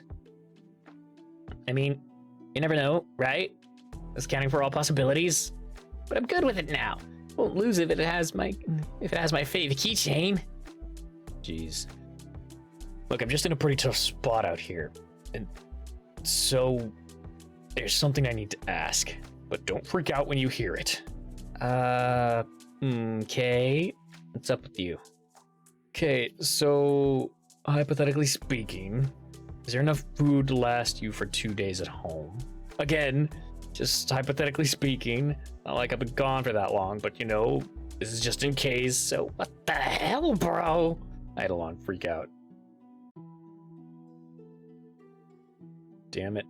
I said don't freak out. There's nothing here. You know what I've been eating? Nothing. There's fucking fresh produce in the fridge, and I think we haven't run out of juice yet. Yeah, that's a big load of nothing. Now I may have to crack open one emergency instant cup noodle. Only have one left. I was saving for a special day. But there is nothing besides that. This nothing is called ingredients, god damn it. Can't you just make yourself something? Abso-fucking-lutely not. Language. Give me that crap now. I never cooked, and you know it. I don't want to eat raw veggies or whatever. But, I mean, it's okay, right? It's no problem if you just come back home already.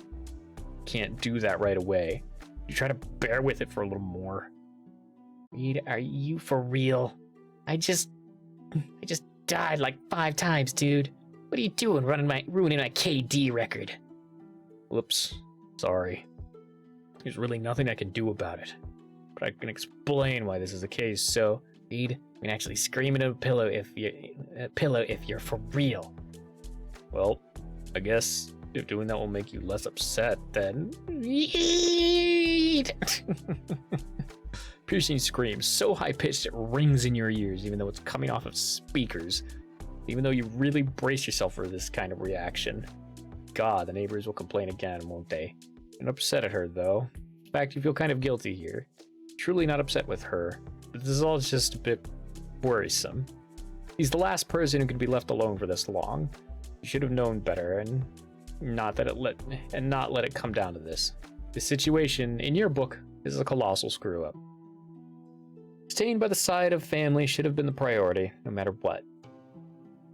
Ludwig, comfort metal boy. Comfort metal boy. Bork. B-O-R space Q-U-E. Borke. Regardless, you tried your best to calmly explain why you'll be gone for nearly 2 days, in the space of her ongoing verbal tantrum, and she begrudgingly accepted it, but under one condition. Word for word, buy me something good, she demanded. Well, at least the spooky big dog is giving you a comforting nuzzle in these trying times, as if to say, it's not your fault. Not helping much, but it's better than nothing. Reed, join the group. You're done with your call, Reed? About that, Arya, you said you wanted to buy something, right? You still want to do that? Huh? Can I? Yeah, sure. Could you help me get an apology gift later? Did a what? I'm going to be so delayed in getting back, and my headquarters is pissed off about that. Is that so? Please don't ask about it. Reed. Wow. Well, I can try to help, I guess. I'd appreciate it. Oh, of course there's no way Reed would make you such an offer without reason. Still, you continue to wonder what sort of powerful person could push him to this extent. Curiosity is overflowing, but also your happiness. You'll maybe finally get to own something from humans, after all. There was a counter for Arya's happiness, it would be in the negatives, is how a certain wise yet immature person would have described it. Who's texting me?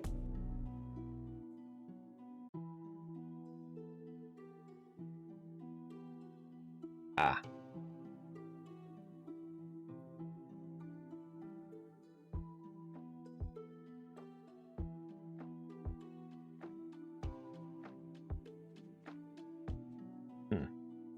I cannot tell, so I will save that for later. What's going on with you guys anyway? You're here to rest, but you were all being so damn loud. Aw, man, you missed the whole talk. Well, too bad, no one's going to rehash everything for you. Don't be that way, May. Reed, it's a long story, but we were hoping Nina will remember us if we talked about how we all met. That's the gist of it. Huh. Is it going well at all? Yeah, maybe. There's been some progress, but... Hey, Nino! Nino now knows about 5 again, right? Right? Then I was wondering, when is Nino going to take 5 home? Can 5 go home now? Oh, listen, there's no way that Nino, don't be stupid. As you're about to point out how clearly illogical this child's request is with respect to every fact that has been established up to this very moment, you suddenly feel a chilling presence, one burning with the might of 1,000 suns. Clearly, you've nearly broken the last straw for that furious, overprotective lioness behind you. You are but mere prey, and she must feed her young. You'd better carefully word your answer, or hell will be unleashed upon ye. Also, because 5 is really way too nice to you, and you don't want to make her sad by being too blunt again, yeah. Let her be hopeful, but still be realistic. Look here, 5. I don't really remember what you told me before, alright? I don't know what I promised you and how I was going to do it, or even if I even had a way of accomplishing it anyway. So, I'm sorry about that. Oh, don't be sad, Nino. There, Pat.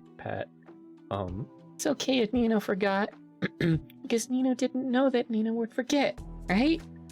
Yeah, that's right. You understand now. So it's okay if Nino doesn't remember.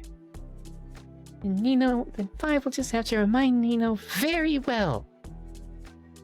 Huh? 5. Nino and 5 drew in the monster world, so it could help Nino remember. Watch very, very closely now. It's important. When 5 met Nino, 5 drew home for Nino. Home and 5's friend. 5 will show them to Nino again. So this time, Nino must watch carefully. Hang on. 5 Nino can't forget it again, okay? Nino remembers, then Nino just bring 5 home, right? So don't worry. 5 will draw it well. Looks like you've suddenly gotten roped into some sort of activity. Wait, drawing, that's it. There's a better way to get information than talking, then this is it. But boy, this kid sure is overwhelming when she's all fired up. 5. Start drawing with the crowns and invite Nino to join 5. First, 5 will think about 5's adventure with Nino. Here, everyone can draw with 5 too. Oof. 5 is taking charge. 5 and Arya collaboratively illustrate a collage of things you've apparently been through together, with very minimal additions by you, while a certain angel, who is totally divorced from the whole situation, provides much unsolicited commentary. Though everyone seems rather excited to go over your forgotten journey, somehow you feel a strange desolation watching them go. Somewhere in your heart, there's a distance. Even though this involves you, you feel oddly detached from what's unfolding here. Observe. Damn, someone can draw. Me forgot a lot. He's not this beautiful. Sorry, I'm not a good artist. What the heck? I promised to go home and stay friends. I approve. What an oversight. What's up, bro? Hey, May. Got my disguise scare monster. Bye-bye. Draw more, please. Nah.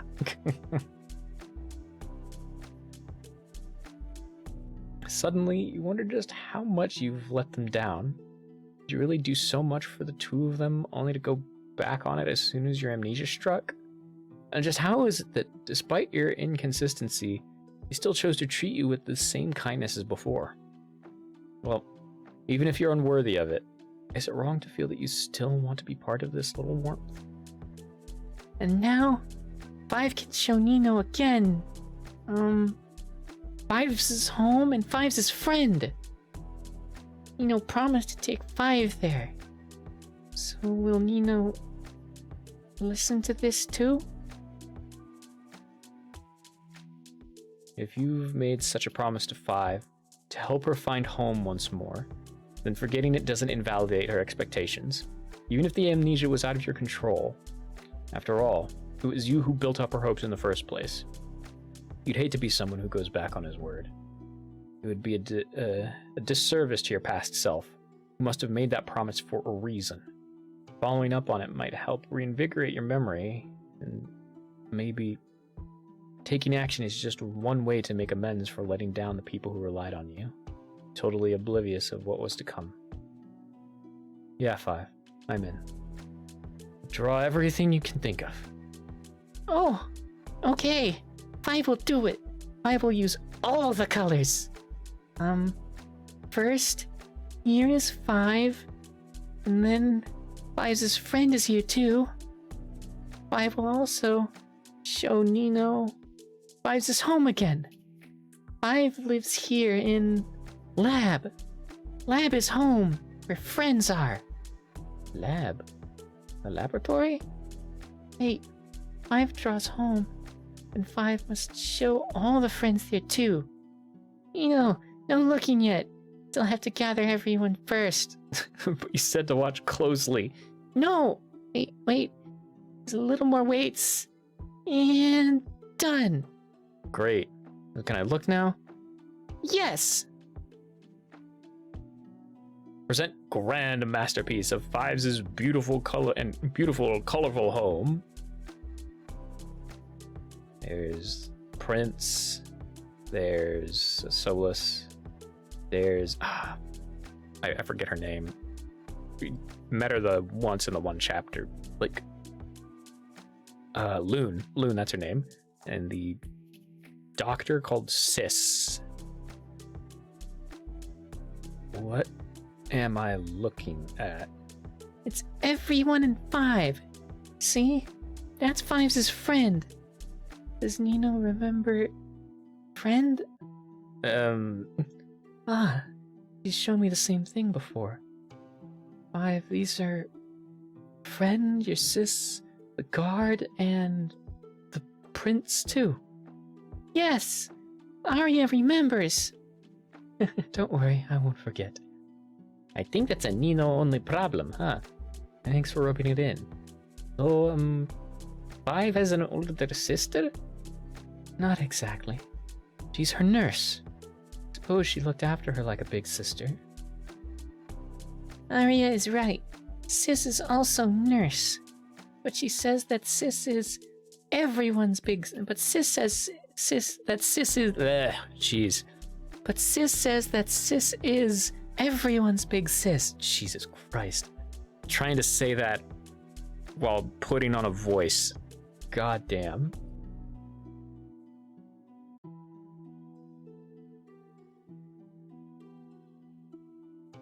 Not just Five.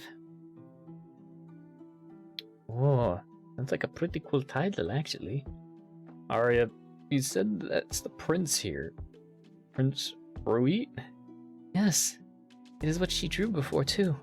Apparently this was a place that even the Prince of Your World visited. Whoa, hang on. Is that the horn on your friend? Yes.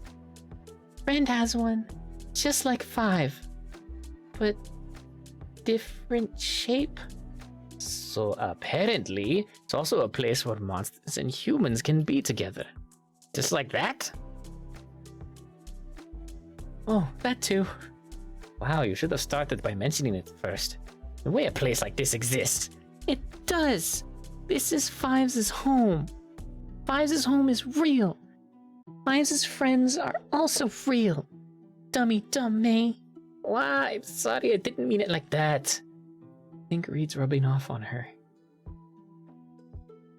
Five, talk about Fives' old home, friends in the lab. See, in Fives' home, everyone is a friend. Even though Prince, Guard, and Sis are humans, they are all friends with monsters like Five. Everyone gets along good. Guard is always following Prince. Big Sis and friends are always together. Sometimes, friend brings gifts to Five. Gifts from monsters. So, Nino... Remember Nino's promise to Five now? I've got absolutely nothing here. Oh. Then... Does Nino mean... no? Yes. Nino means no. Nino means to say no. Sorry, Five. Gee, develop some tact already. What if she cries? No! Five won't cry. Five is okay. But then... what about taking Five home? Nino, try not to be awkward with the little lady, but failed to do that. Nino can't remember. And Five will never go home? No, Five, that's not the case. I promised to help you too, right? Even without Nino's memories, I'll still be here to help, so... don't give up. And hey, don't worry. I don't actually need my memories to be of help too. All I have to do is just narrow down where this place is. 6. Please don't let it come to this. Then... Five can still go home? We can find it. Yeah. Oh. 5 minutes. Got the ads about to start soon. Oh, Nino. I'm glad you're getting more into this.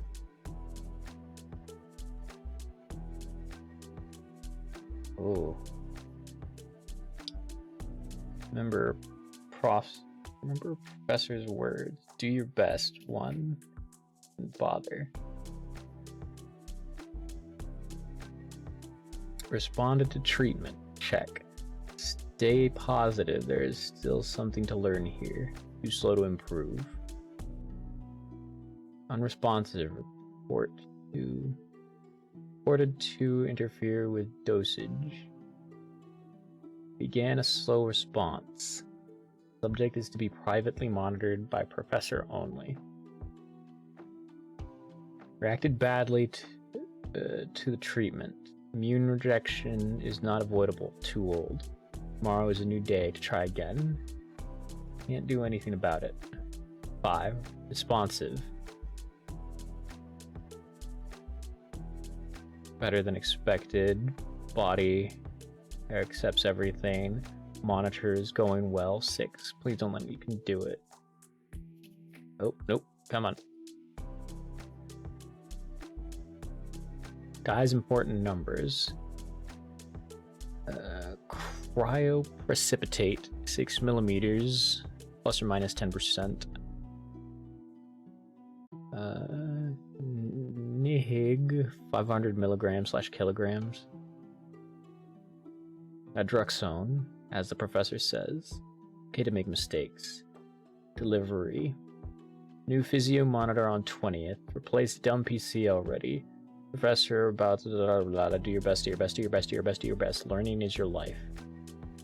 Huh. Starters, I believe we've eliminated the possibility of this place being anywhere in the monster world.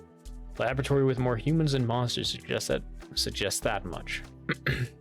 And there's the fact that the gifts brought to 5 were memorabilia of the monster world, and were specifically acquired by another monster. Ah, nice catch.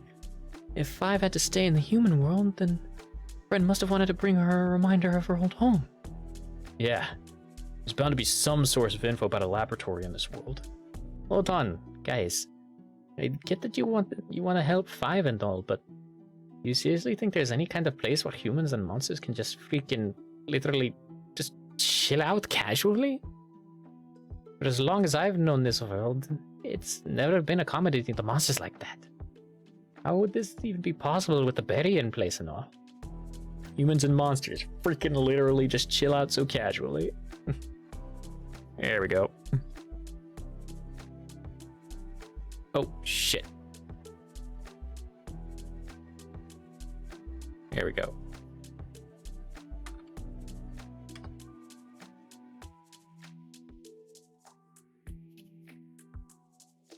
Everyone get up, stretch, get something to drink, something to eat. Go do all that jazz, and I shall retweet the socials.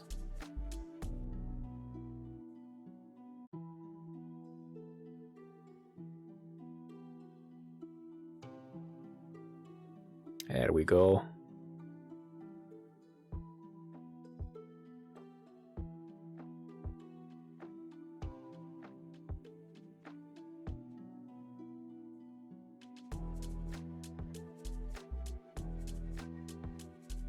Okay, yeah, I think I need to stand up real quick and just stretch.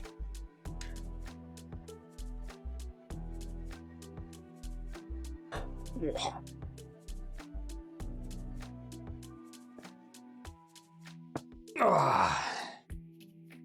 There we go.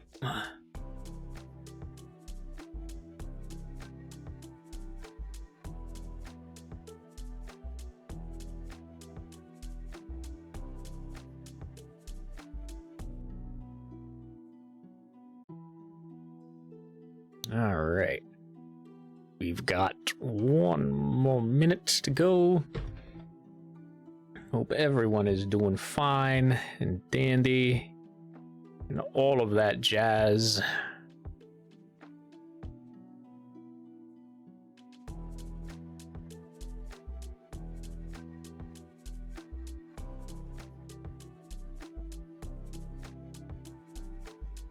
Woof.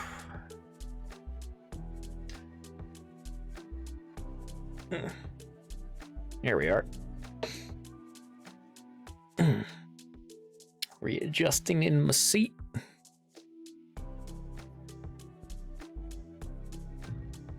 Nope, can't use that. Here we are.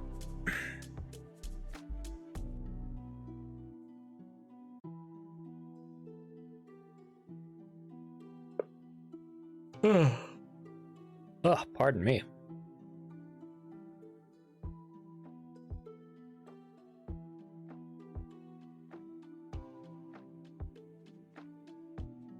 Okay. Oh, 10, 9, 8, 7. Oh, I went by quick.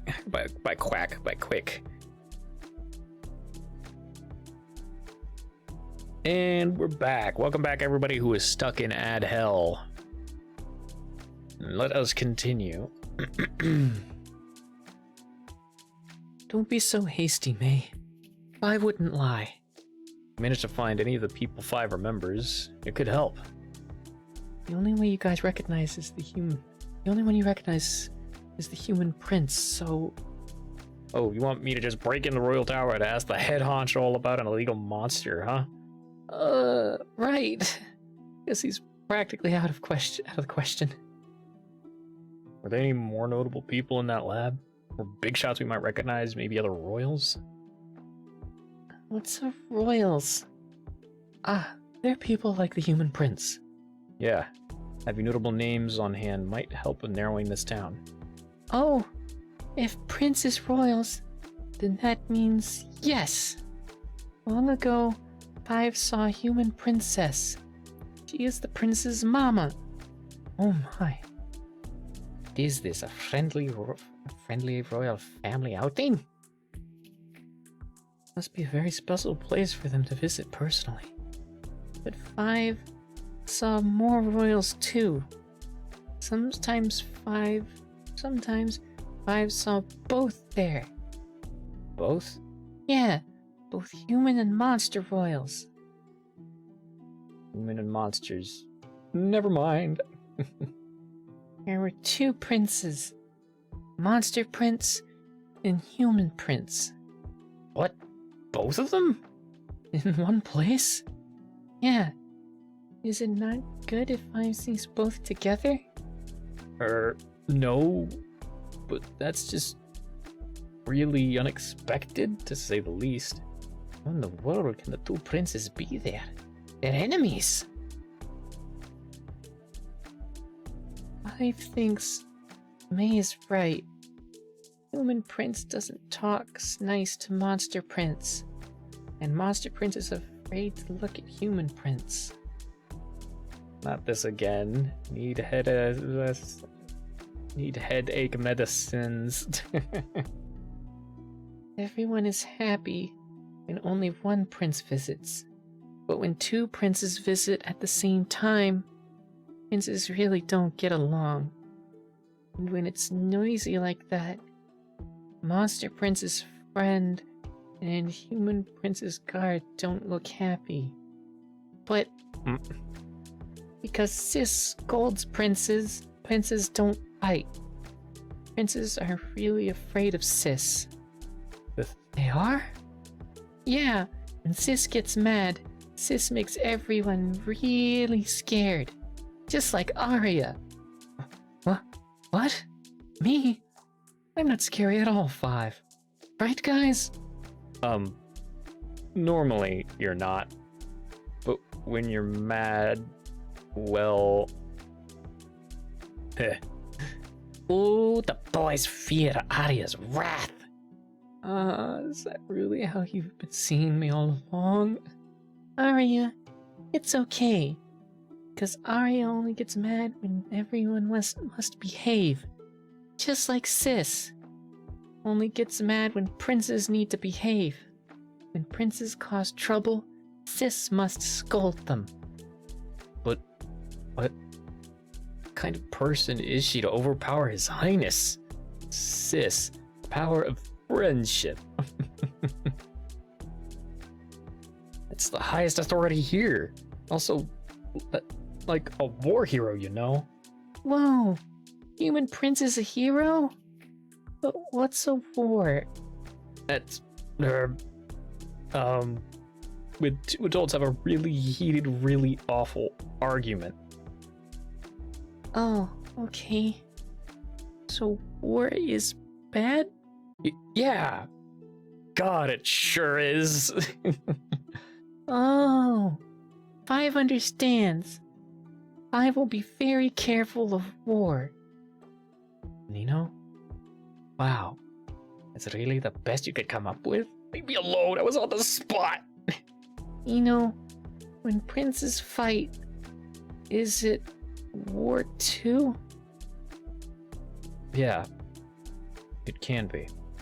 It has been, but I don't think this is what Five's talking about. Probably not, huh? Did you see the princes, argue a lot? I think sometimes, but not for a long time. Princes don't really talk to Five, but Five watches Princes a little. When both princes visit at the same time, we don't get along. Sometimes princes fight, but everyone makes them stop. And Sis always says to Human Prince, Lab is friendly place. In Lab, everyone must listen to Sis. Lab is not, a high society, so no being mean. Well, why does this make His Highness sound like a bully? But princes stopped visiting later. A valuable thing desired by most. Monster Prince stopped coming first, and later, Human Prince stopped coming too. Sis said Human Prince was just busy studying lots. But Monster Prince... Five thinks maybe Monster Prince was scared. That's why Monster Prince left. Jeez. Scared of this incredible big sis too? No, not Sis. Five thinks Monster Prince was scared of everyone else. Prince is always alone and always goes home early. And Prince always hides from everyone else. Maybe Monster Prince is really shy? Hold it. What in the world? No, he's not any of that at all. But it's true. Oh, you're feeling the same dissonance I did, huh? I mean, the prince is... That's Prince Suvalon, you know? He's so frightening and merciless. Can't imagine this at all. But one time, Five found Prince hiding alone. So there, Prince is like a baby. No way. It's true. Really, Five doesn't lie. I know Five, but why doesn't Arya believe Five? Because that all sounds way too childish to be him. Nino and Co, try to figure this out. Oh, that's it. Arya, you got it. Huh? Five really did see the princes, but this was before they'd taken over the throne. They were young, what with being scolded to behave and all. That's why they both sound immature. So you dare propose that even rulers could have once just been awkward teenagers like the rest? Well, to some degree from the sound of things. Very bold idea, if you ask me. So, the princes never got along, even during peaceful times. But if relations were that peaceful, then this couldn't have been recent by a long shot. Then peace. Five in home. In human world. Left home. Five go home now. 6 years ago or more. Met princes. We find Five in monster world. Now. I'm getting confused by the timeline of events here. I'm trying to figure it out too. But yeah, something doesn't check out. Well, would it be possible that monsters and humans were together at all? It has to be sometime before the barriers divided them. I believe so, but... Hey, Five, when did you leave that lab? Yesterday! Pardon? What? Yesterday, Nino! Five remembers very well. No, last time there was no barrier, and there was peace between humans and monsters is 6 years ago. Something absolutely doesn't check out. 5? Do you know how old you are?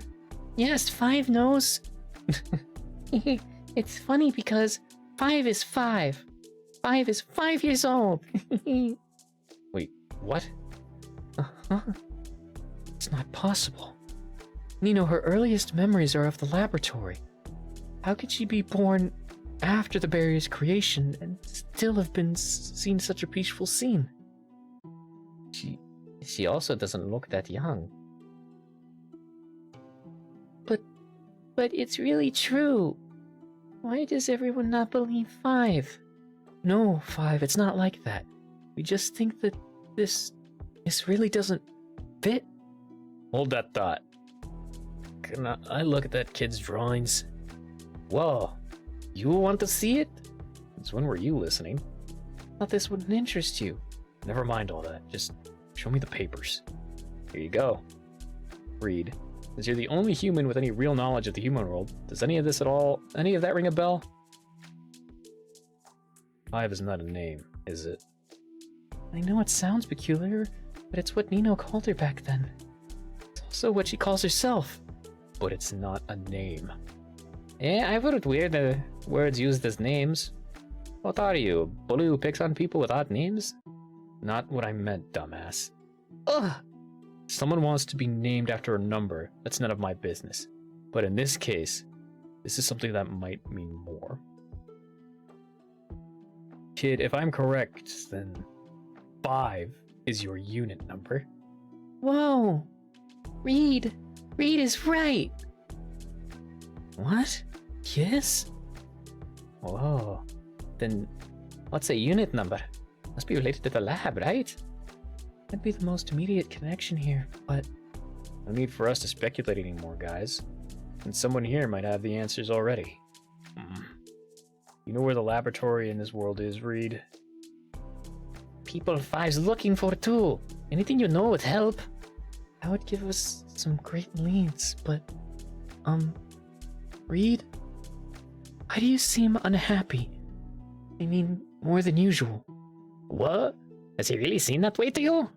You guys, shut up a bit. Don't speak over the kid or speak for her. Got it? Ooh. Reed, 1, 2, 3. You can answer my questions just fine by yourself. Ain't you? 5 can try. Then that's more than good enough.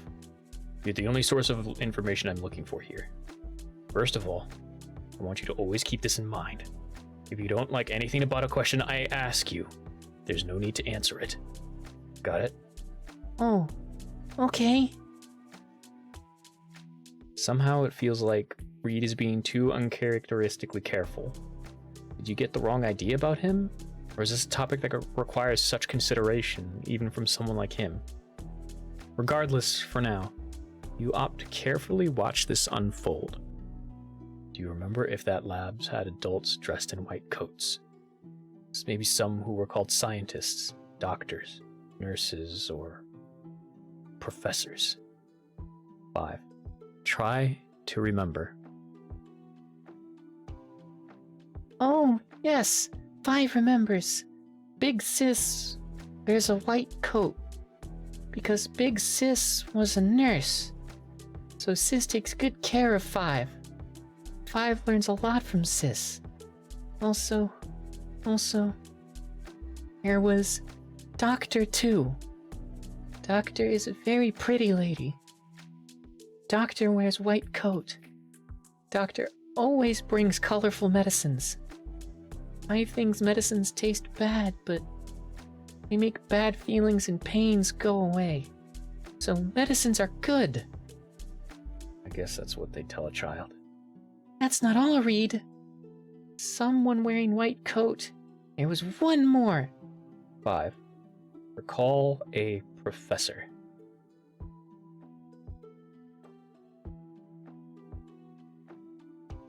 There was Mr. Smart Professor too. Professor is the smartest, but Professor is always very busy. 5 thinks a lot of people ask Professor for help. That's why Professor doesn't visit a lot. I didn't see Professor many times, but Doctor visited a lot. Professor and Doctor were really nice to Five. Sis is always really happy when Professor and Doctor visit too. Do you know their names? Names? Five thinks there is no name, Reed. Doctor is just Doctor, and Professor is just Professor. That is what Big Sis called Doctor and Professor. But sometimes, Sis says Professor is also teacher. It's one of his students? No wonder she sounds full of admiration. Reed, ask about any other units at the lab. Perhaps she wasn't the only one. Did you see any children there, Five? Like yourself? No. But Sis said if Five is good and healthy, Five can see others soon. Sis said Five can go to kindergarten. Five doesn't know what that is, but Sis said there are a lot of monsters there to play with. I see.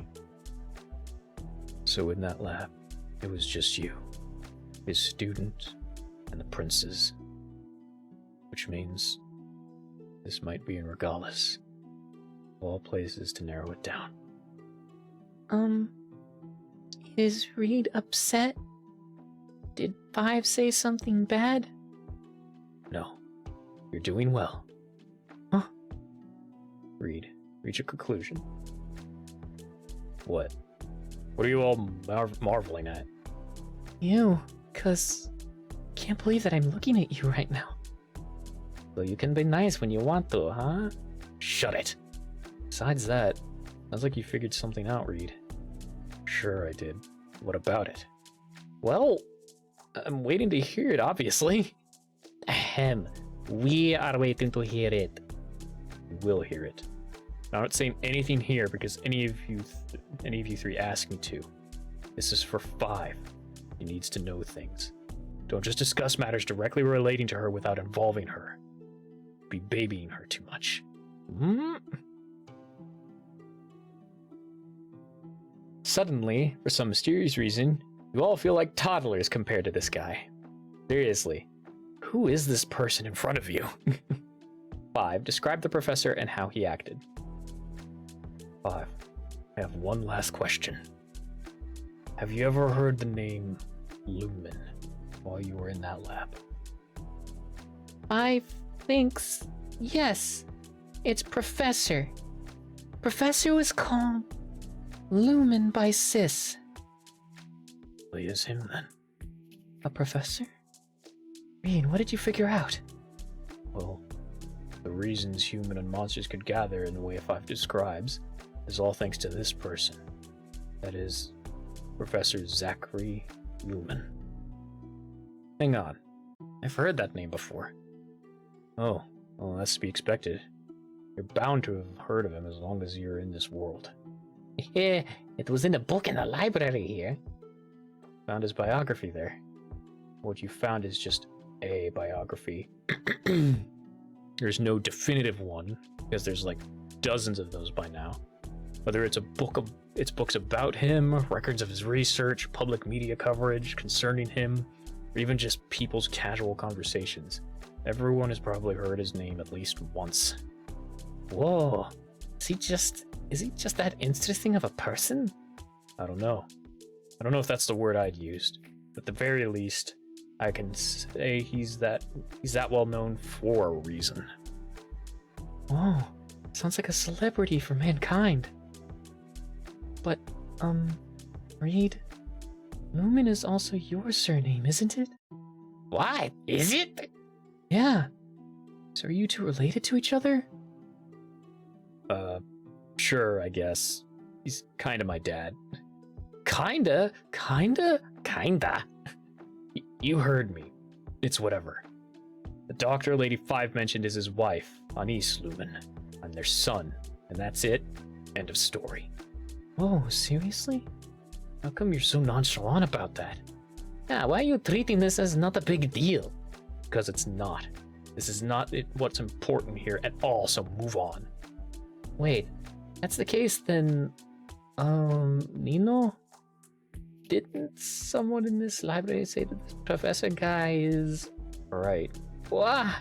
This was so invasive, insensitive of us. What's wrong? What did you hear? I'm so sorry, Reed. What are you apologizing for? Well, I mean, maybe there's not time for it, but... I'm sorry for your loss. What? You know, are you really gonna make me say it? You say what? I just feel so insensitive. It made you talk about someone who's not around anymore. Is that true? That's what we heard. Oh no.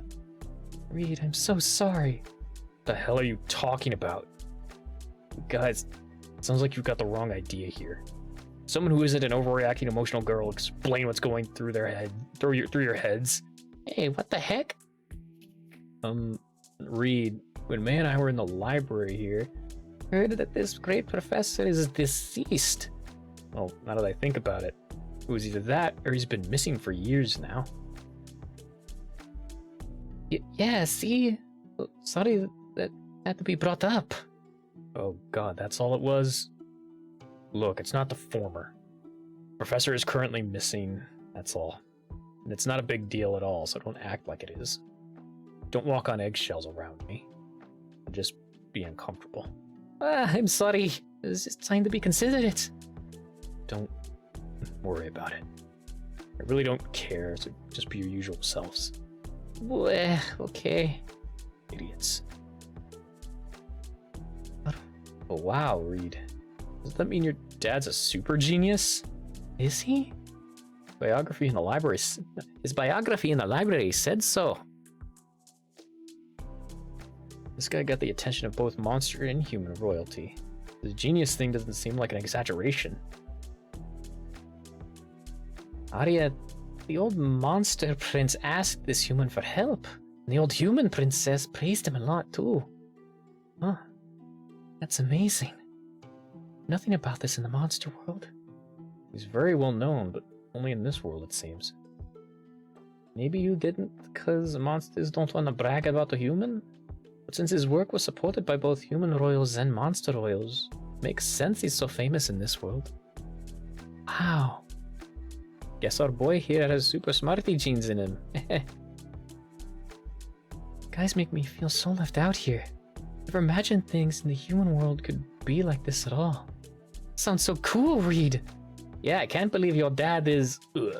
Whoa! Reed? You all stop. You're wincing like you've been smacked with a hammer. Should we not have talked about this, maybe? Yes. What gives? You don't want to brag about your cool dad? No. Chill out. I'd want to brag about my cool mom for you guys if I could. Like a real missed opportunity, bro. I don't care about your mom. Ah! Going on a list of phrases I didn't expect to hear today. End this before my goddamn soul recoils out of my body. Sorry, Reed. We'll let it go. It's so difficult to understand. The Lumen family is one blessed by the light of all knowledge. Ruby et Reed. Autumne 4512. Reed, Professor is Reed's papa? That's right. But it's not important, 5. I'd rather focus on your story than talk about him. There's nothing pertinent about that guy anyway. The only thing that matters is how important his research was. This research involves 5, doesn't it? And the number of other units, I would assume. If 5 is this one's number, not wrong. He's a part of a research effort led by the professor. From what I've read, Professor Zachary's research was aiming to improve medical care for monsters. It was commissioned by the previous monster prince. Then, is this what 5 meant by about being a weak monster?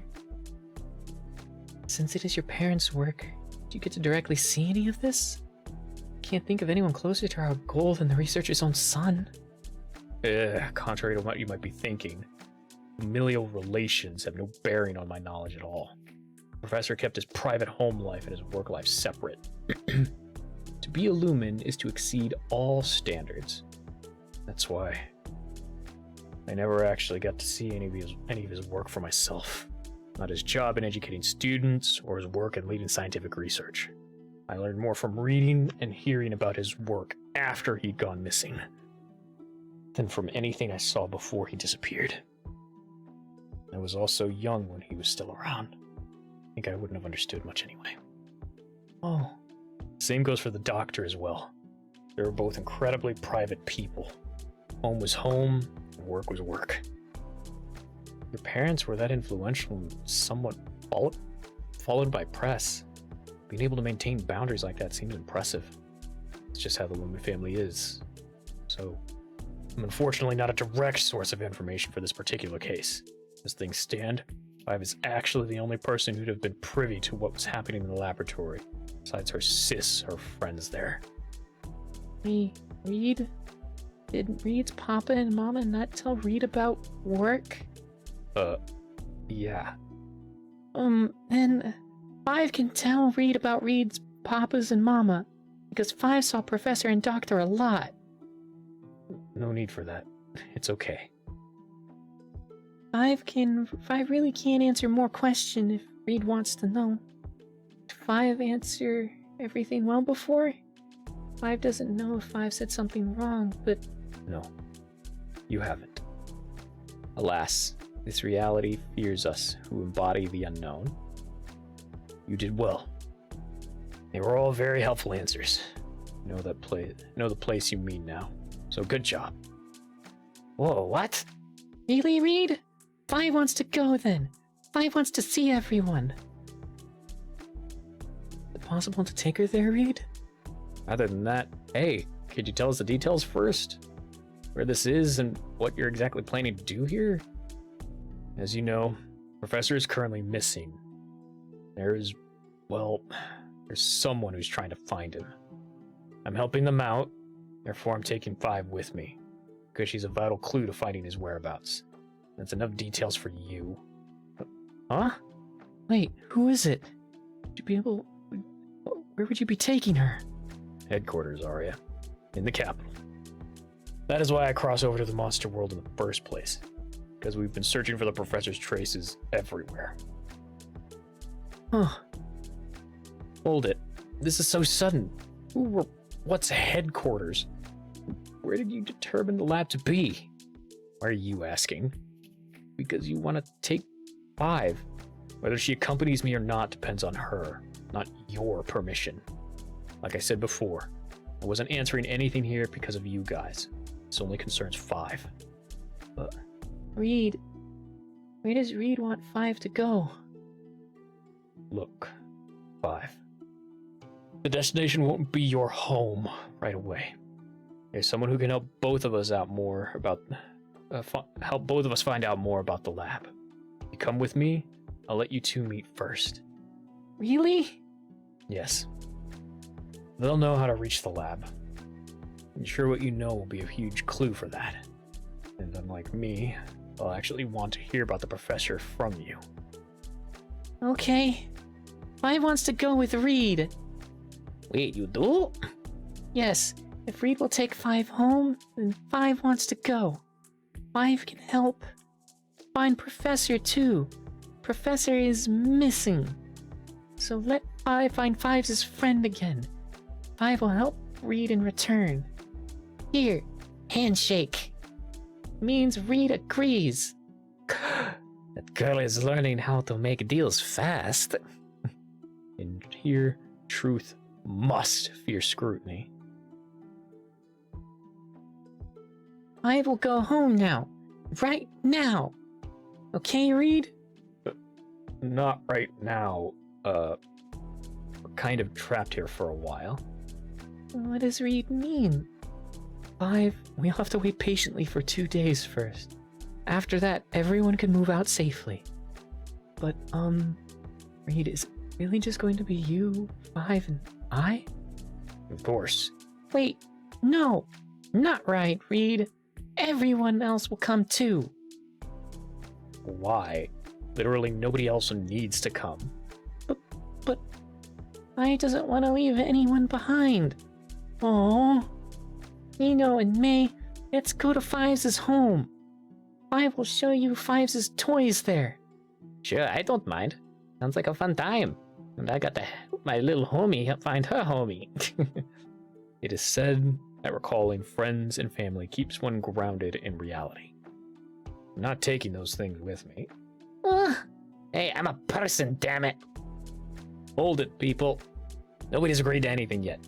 Tell us who this helpful someone you want to take her to first.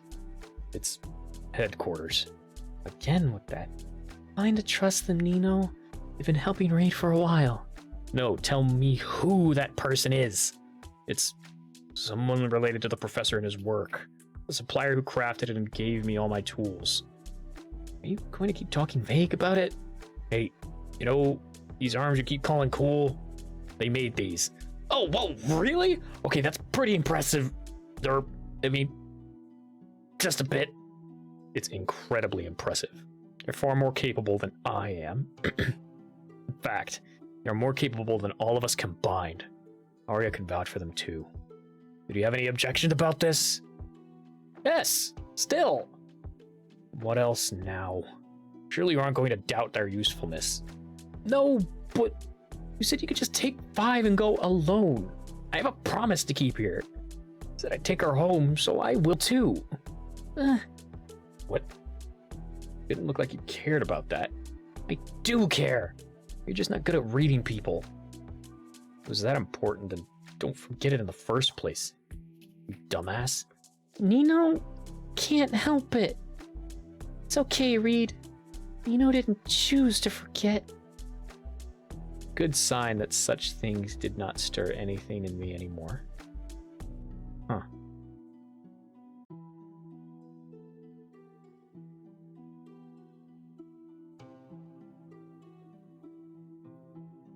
Did you mean to stand in my way? Oh, whoa, that's not what I said.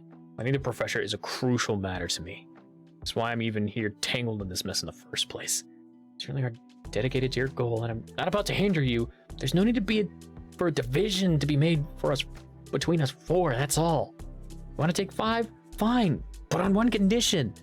We'll not be separated from 5. I'll agree to your terms only if you let us come along and meet this headquarters. Let us come along, you say? Yeah, he's right here too, you know. I'll believe your provisioner's capabilities when we see it with our own eyes. Ugh. All be such unnecessary baggage. Wow, you really don't like us that much. Was I the only one who thought you were starting to get along nicely? Shush. What I don't like is wasting time and effort. Well, too bad. Won't break my promise if I can help it. F5. Nino or Reed? Which one do you want to go with more? Wait, what? Five thinks... Five doesn't want to choose. Five wants both. No, wait, not just both. Everyone. Everyone go together. Oh, you heard it here first, folks. The super boss has declared that everyone will go together. So quit shouting at each other already, dummies. What? He was being reasonable first. I agree with the super boss too. Reed, Nino and Momona are not unnecessary baggage. You said the same about 5, but look how things turned out, Being so smug about it.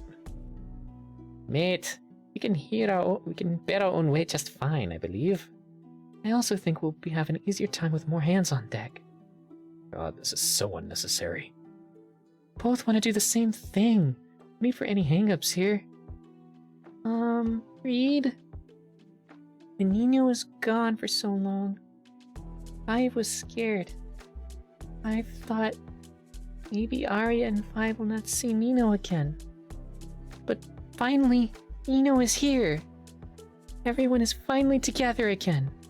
So, Reed, don't make Nino or Arya go away again. Okay? And no arguing again. Or Five will put Nino and Reed in timeout. What? Behave good, okay? Oh geez, this is so unfair. I mean, seriously, who could say no to that? Not someone who grew up with a neglected young sibling, that's for sure. To me, these relations represent useless shackles. Fine. Guess they can come along if you're so insistent. Yay! Reed understands! That's great, Five. Green is less of a pain at this point. You finally gave in. That's what I thought. I'm already forced to spend 2 days of my short life with all of you anyway. It'll be manageable. Just don't be dead weight, okay? We'll get to go our separate ways soon enough. Calm down. Great. So everyone's just decided to invade my home, I guess. Your what? You never said that headquarters place was also your house. Oh. Oops. I'm an idiot. Oh, cool. But you have all kinds of human tech doodads in there, huh? And our next move is decided. I can't wait to see what it's like. Quit this. I'm getting sidetracked. But I digress. Who even? It's you. Nah, nope. Can you robo-punch? No. Robo-punch anyway. What the hell is this? It's prop. Do you take constructive criticism? No. Well, to get back on topic, I want to ask something, Reed. Did things at the laboratory not end well? I want to know too. Judging by how careful you were being, were we expecting the worst here? If something unfortunate did happen that didn't involve Five. And everyone else who was there, I wouldn't know about that. At the very least, I can tell you for sure is that both the professor and the doctor are currently unreachable. That's as much as I know. I don't know what happened in the lab. I've never seen where the professor and the doctor worked. You only know these background details. I think you were right about what you said before. We should hear from Five directly rather than speak over her. True. Even if the details seem unfitting with what we know, it doesn't help to interject and insist against her words. Right. No one else can tell us about Five's experience, only Five herself can. A combination of what Reed knows and what Five has experienced. That should get us closer to having the full picture. I've taken much too long of our time. I've taken much too long of your time.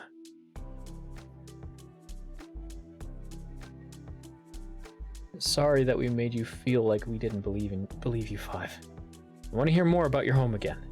The world of papercraft and text. You said you left it yesterday. Can you tell me everything you remember about it? Like how you got to that home, how your life was in there, what you did there every day, and what happened when you left. Everything from your first day there. It's like I promised you. I really want to find the place you came to love enough to call a home. With everyone's help, I'll fulfill that promise. So, can you tell me what you remember, Five? You may have it back now. Yes. Five will try.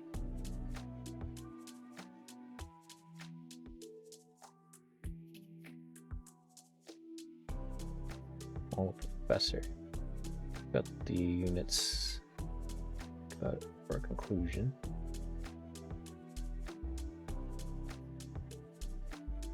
Main blah blah. Okay, we're gonna reread that in its entirety.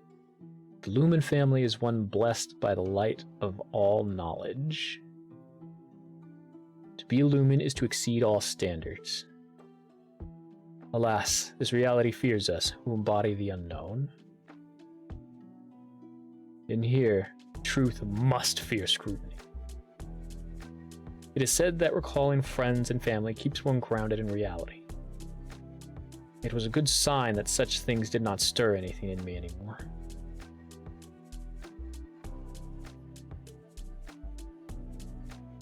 To me, these relations represent useless shackles. But I digress. I've taken much too long of your time. Your world of papercraft and text. You may have it back now. Huh.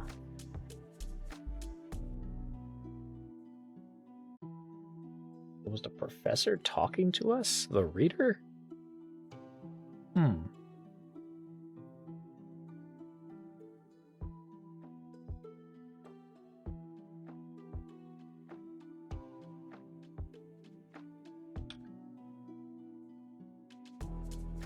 Interesting. Reconstruct. Ah, we get to watch a video. Muting our music and hitting play.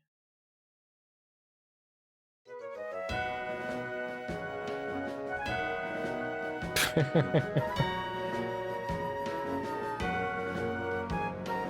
be ready to pause in case there's stuff to read.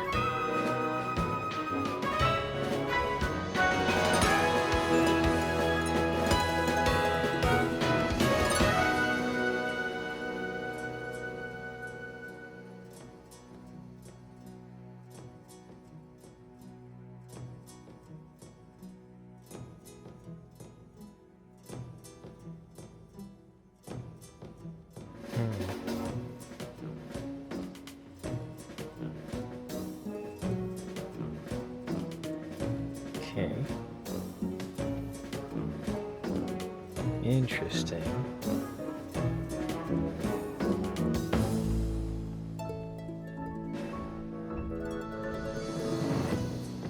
There's a picture of someone in the background.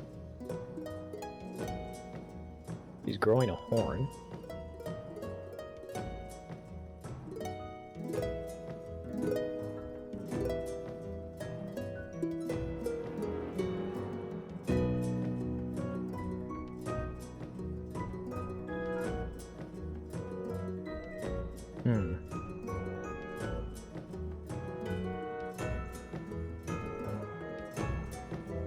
Aw.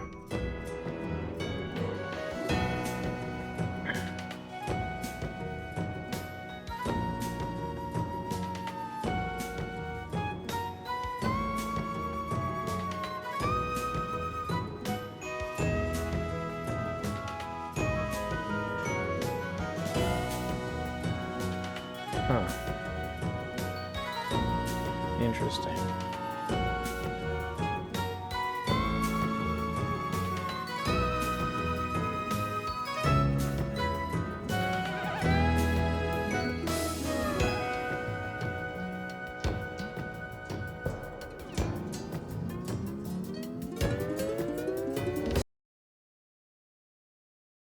Diana.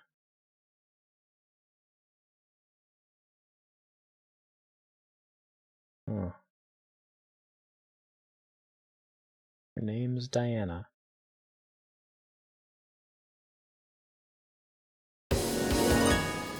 Interesting.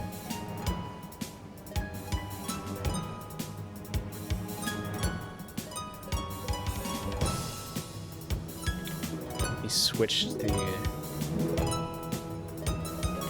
ingredients for the medicine he was giving her.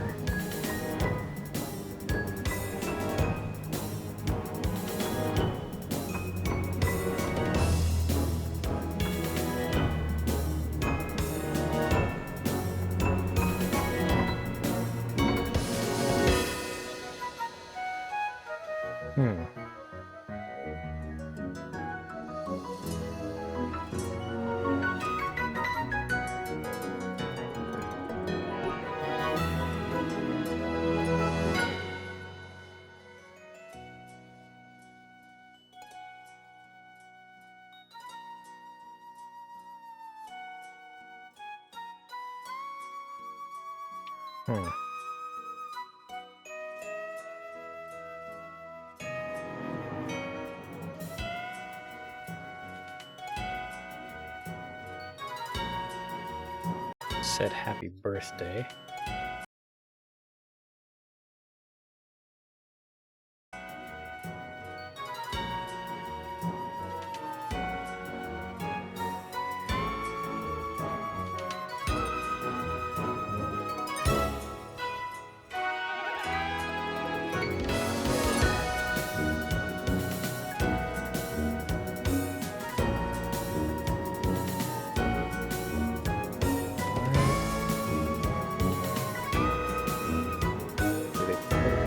god of some kind.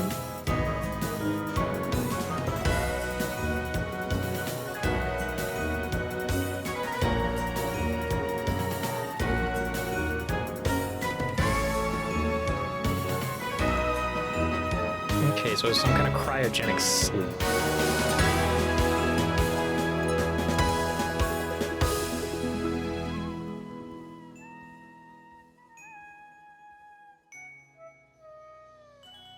So 5 has been asleep for a long time, as far as we understand. Interesting, interesting.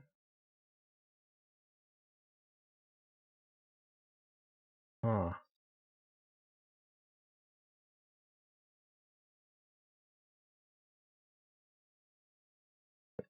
Everyone said bye-bye to Five and Sis after Five's birthday. But when Five woke up, no one was waiting for Five. Home was dark. Five couldn't find Big Sis or anyone. Five couldn't really understand what Five did wrong. Everyone always praised Five. So Five thought everyone likes Five. But why did they all leave Five alone and go? Did Five do something wrong? Then Five wants to fix everything and apologize. But Five doesn't understand.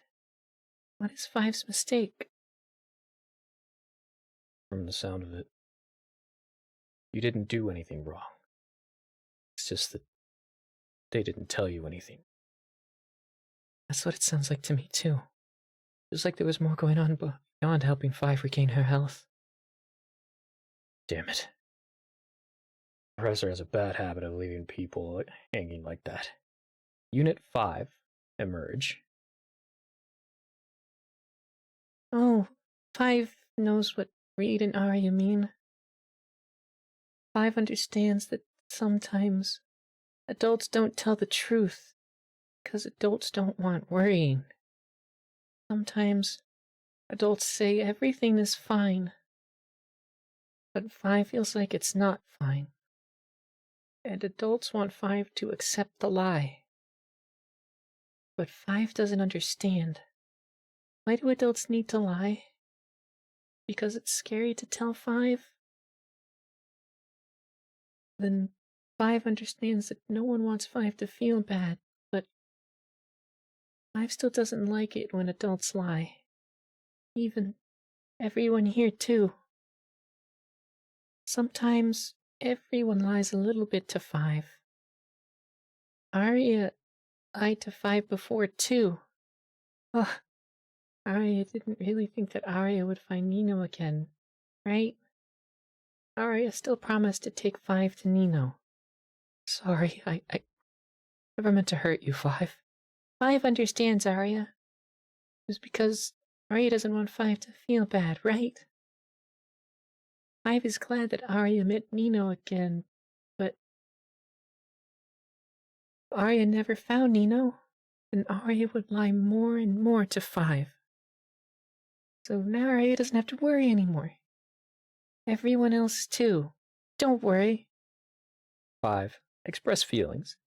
Because Five is fine. Five is healthy. Got to turn my music back on. Really engrossed in that animation. Five can do a lot of things now, and Five has friends.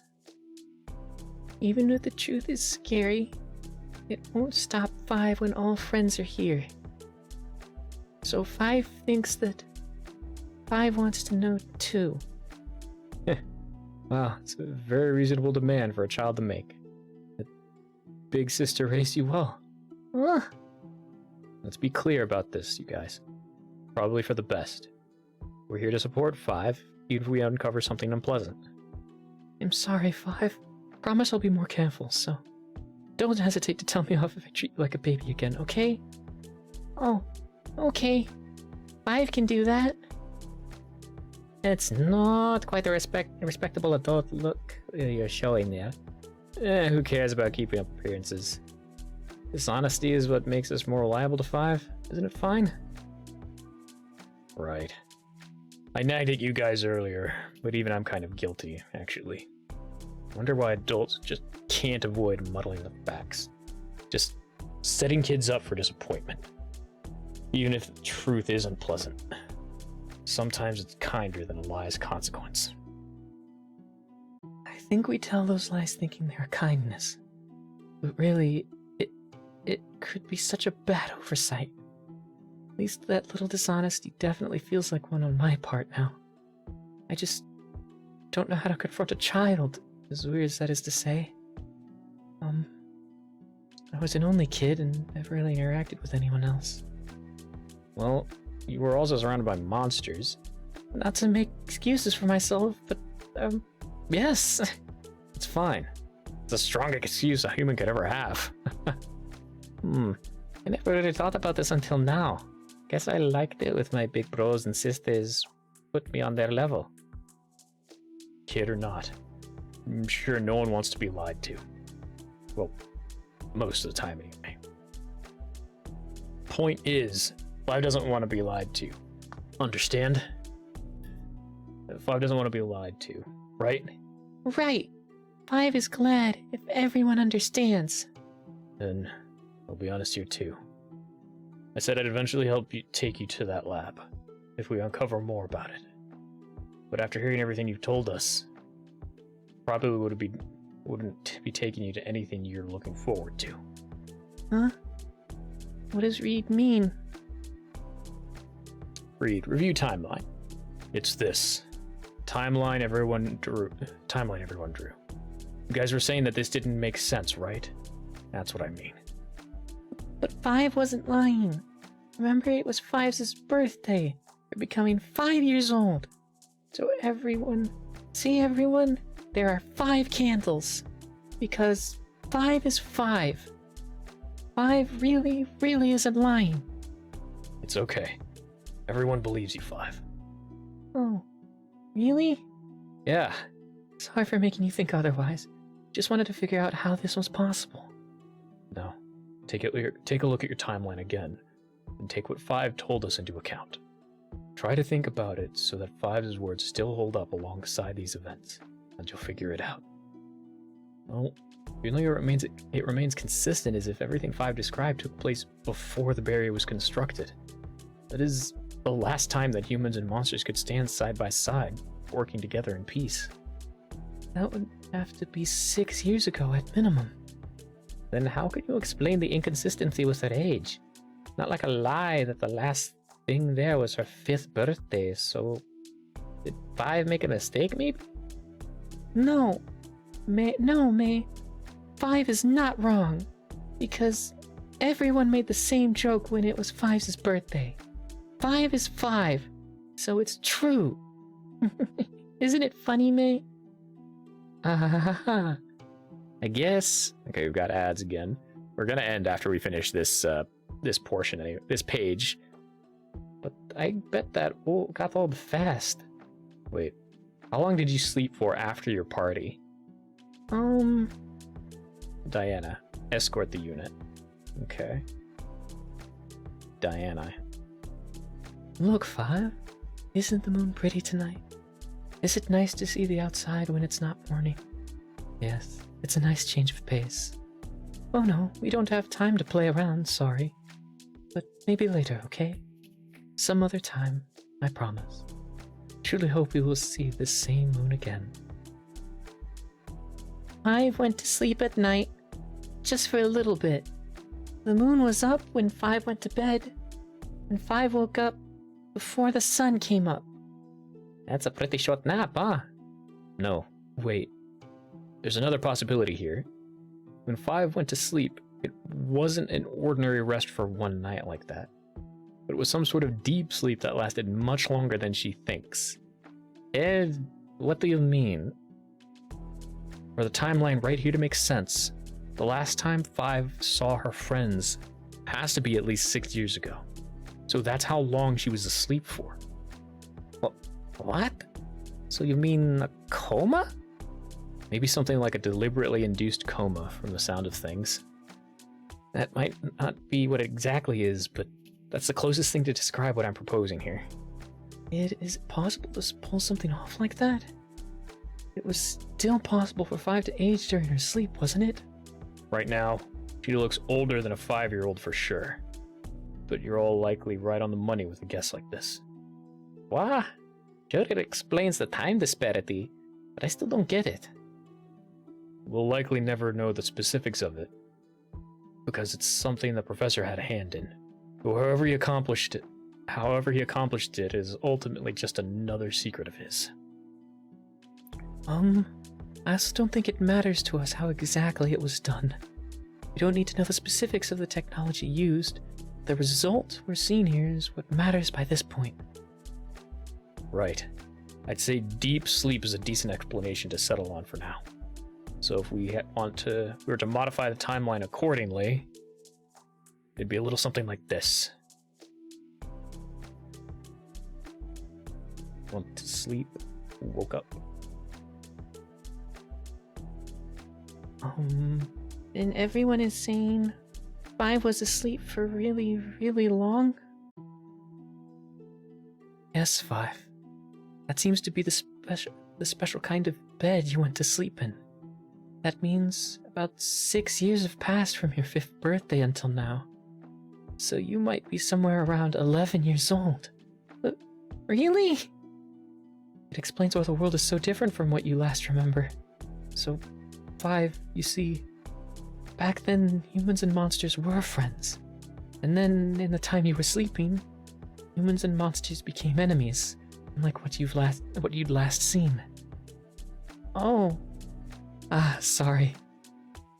Trying to be clear about this, but do you understand? But it means Five missed a lot of things. We timed that well.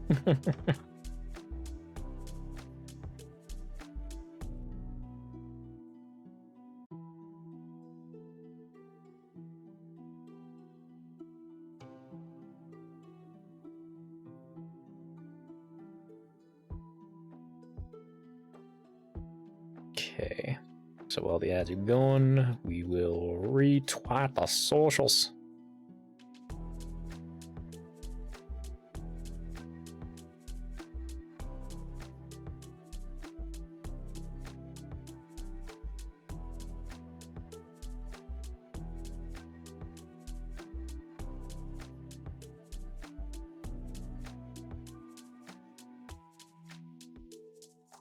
Here we go.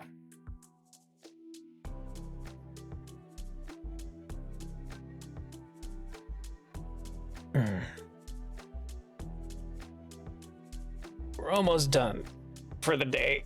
Whoa.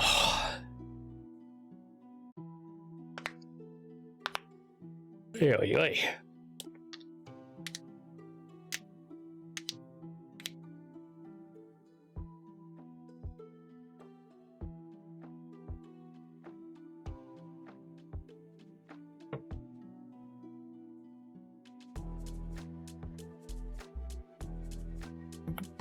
Boo, ba, ba, ba, ba.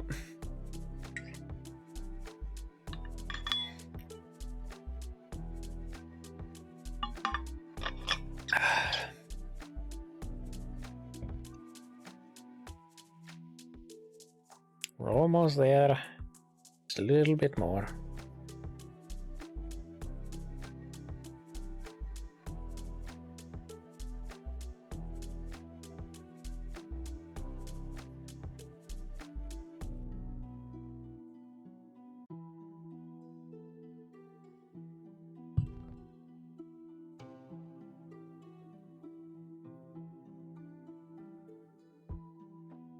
Okay, 40 more seconds, y'all. And then we'll be done with the ads.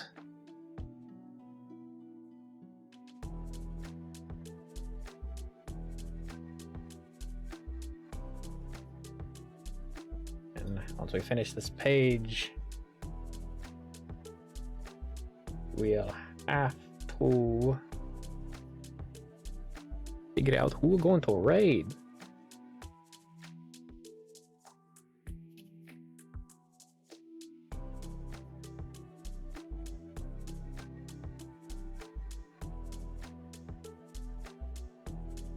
Alright, welcome back everybody who was in Ad Hell. Him, whom, and etc. Then, what about Fives' friends? Did everyone forget to wake Five up for so long? Or did Fives' friends not want Five to wake up? Wait, I don't think that's true. They didn't speak like they wouldn't see you again, right? Oh, friends said see you later to Five. Guard too. See? That means they were going to wait for you, Five. Yeah, but humans and monsters had to go and be super duper hostile, sadly. Are Fives' friends now also enemies? Do Fives' friends have to fight? It's one of them's a monster, that's it, unfortunately what we have to assume for now. But then, what do they think about Five now? Well, what about your big sis, Five? Even though she's human, she sounds like she would still be on your side. You know, unlike other women there, the guard, unlike the other woman there, the guard, she's not sworn to absolute duty to be against monsters at all costs. Yeah, that's a good point. So did your sis say, see you later too, Five? When Five was going to sleep, sis said, good night. And goodbye. I doesn't know why, but feels different from Fives' other friends. Huh. Out of everyone, she's probably aware that Five would be in deep sleep. He's the one who took her here, took her there after all. That's true. Well, even though I can't say I know what she was thinking, you trusted her not to do something that would hurt you, right? Then maybe this sleep was really meant to help you in some way. Oh, and does it mean Sis is still waiting for Five somewhere? But for a long, long time, Five was gone. So where is Sis now? And where are Five's other friends? For us to know where they'd be after that long. I don't want to say it's impossible, but it won't be easy. I believe we can make educated guesses based on what we know. Well, hang on. So they put Five into this coma, right? And then God knows what did in the following wars, but why should a healthy person be put to sleep in the first place? I don't get that part. But when Nino found Five, she wasn't healthy anymore. Five needed his healing, right? Oh, right. The transformation. What was that, really? Does it mean Five's treatment failed? Actually, let's continue following Five's path from her side. Well, I don't remember meeting her. This might still clue us in on something. Well then, after waking up in that lab, what did you do next, Five? Nino. Five and possibly Sis were kept in the facility for so long that just being allowed to go outside was a major gift from Zachary.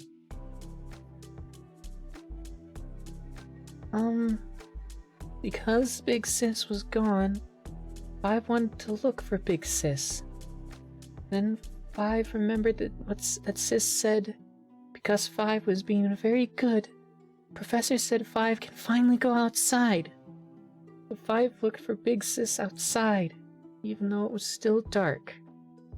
For a long time, Five walked, but Five saw no one. Going outside. That in particular seems like such a privilege, huh?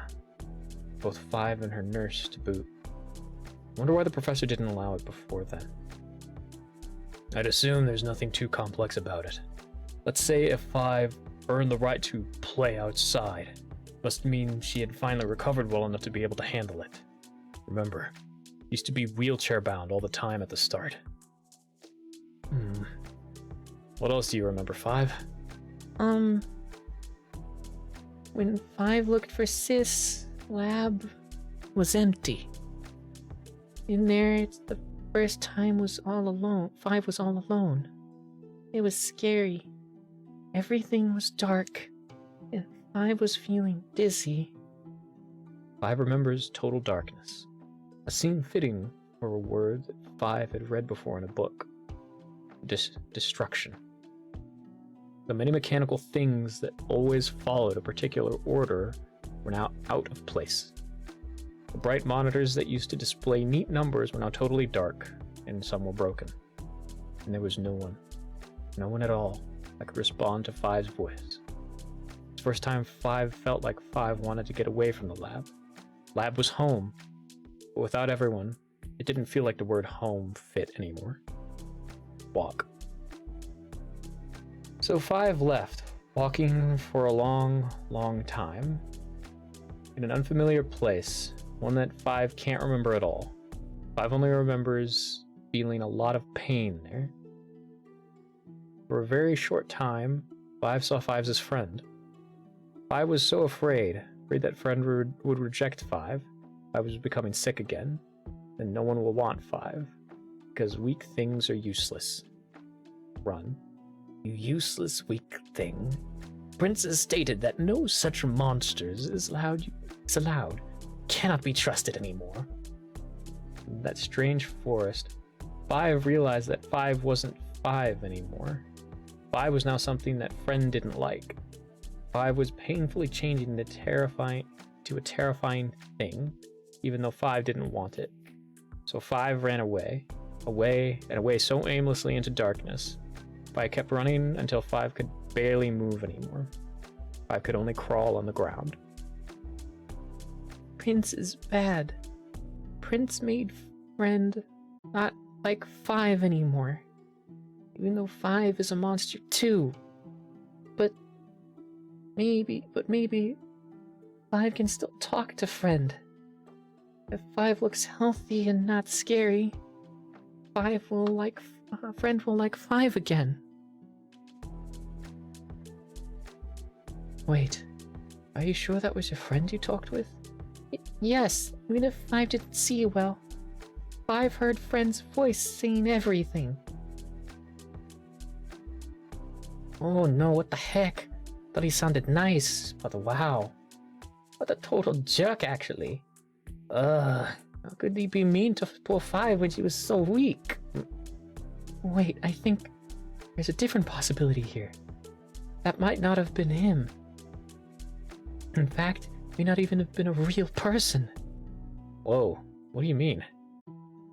5's hazy recollection sounds familiar to me. Sort of antagonistic enemy that takes the form of a loved one and speaks exactly what's on your mind. That might have been a spirit talking to 5. If it read her memories, it would have chosen the most painful thing to imitate, what 5 feared the most. A friend rejecting her.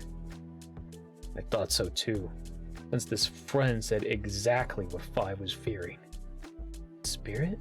What's that? I'm wondering too. Oh, you guys wouldn't know, right? Count your blessings. You're lucky to not have encountered them.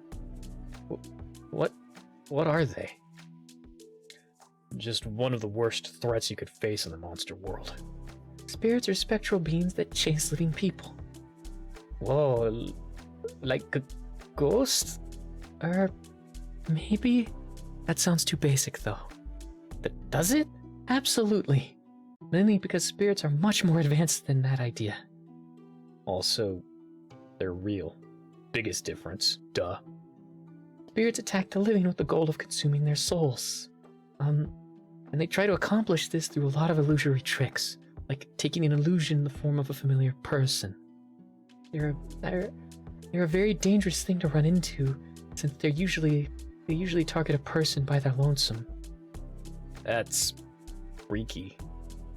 Haha, you're a Monster World veteran, you kinda get used to dealing with them.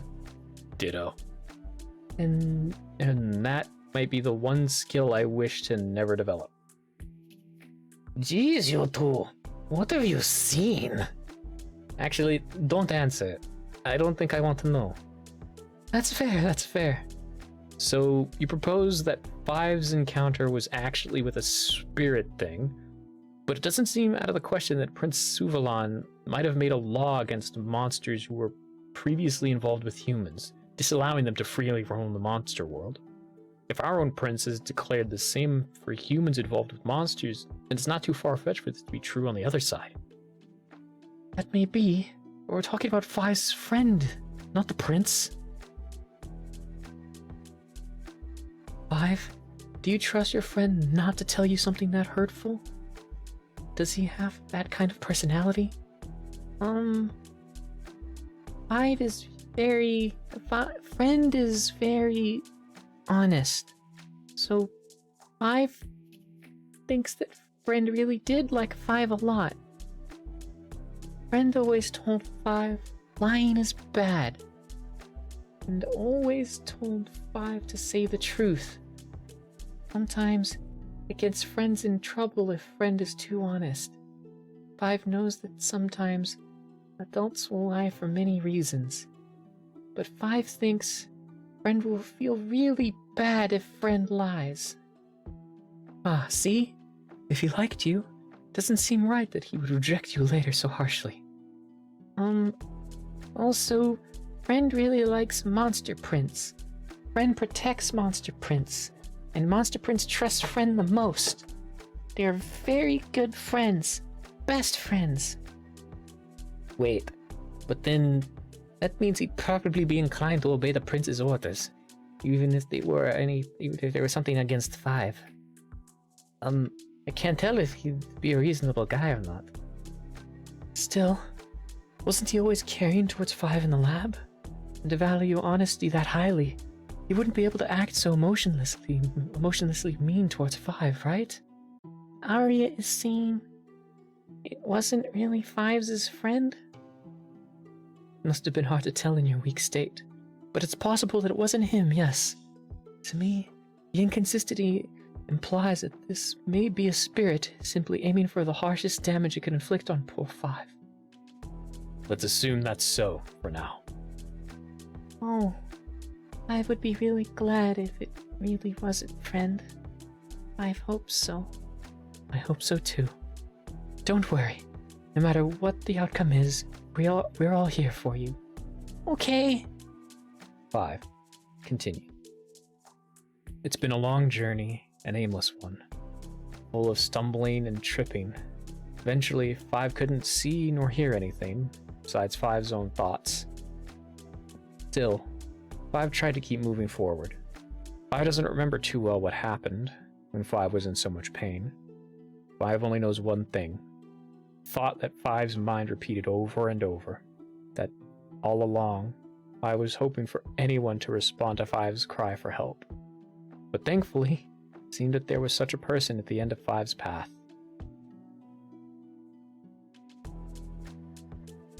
You poor thing. Ah, man. So it's an inconclusive answer after all. Sorry, 5 doesn't remember very well. But at the end, when 5's pain went away, that was because Nino helped 5. Why is that red? So 5 was okay and had a big adventure with Nino, Ludwig, and Arya. Bork. That's right. But 5 thinks 5 doesn't know everything before, from when 5 was weak. Well, it sounds like you found your way to the monster world somehow. Met this forgetful guy, and got to where you are now. Other than that, well, the rest of your description is pretty vague. It does suggest that no one was around by the time you woke up. Oh. This is why I had a bad feeling about all of this. It's probably impossible to find anyone cooperative from those peaceful years under these kind of circumstance. It also sounds like someone destroyed the laboratory. We're faced with the possibility that anything useful there is gone to boot. Hey, not even the humans? I get it that 5's monster friend and the guard are out of the question, but what about your father's student, the nurse? You able to find any records? Couldn't we learn more about her? Yeah, you'd think so, but hear me out. 6 years ago, every research group headed by the professor was dissolved. Not a single name listed under his supervision seems to be around anymore. What does that mean about Fives' friends? Means that including the professor himself, nearly every person associated with his work is basically unreachable. Right now, the only one I've found with such a strong relation to the prince or to the professor is yourself. Then, if Five tries, can Five still find any friends? I can't say for sure. As for your nurse, I've yet to find any of the professor's students after he disbanded all those groups.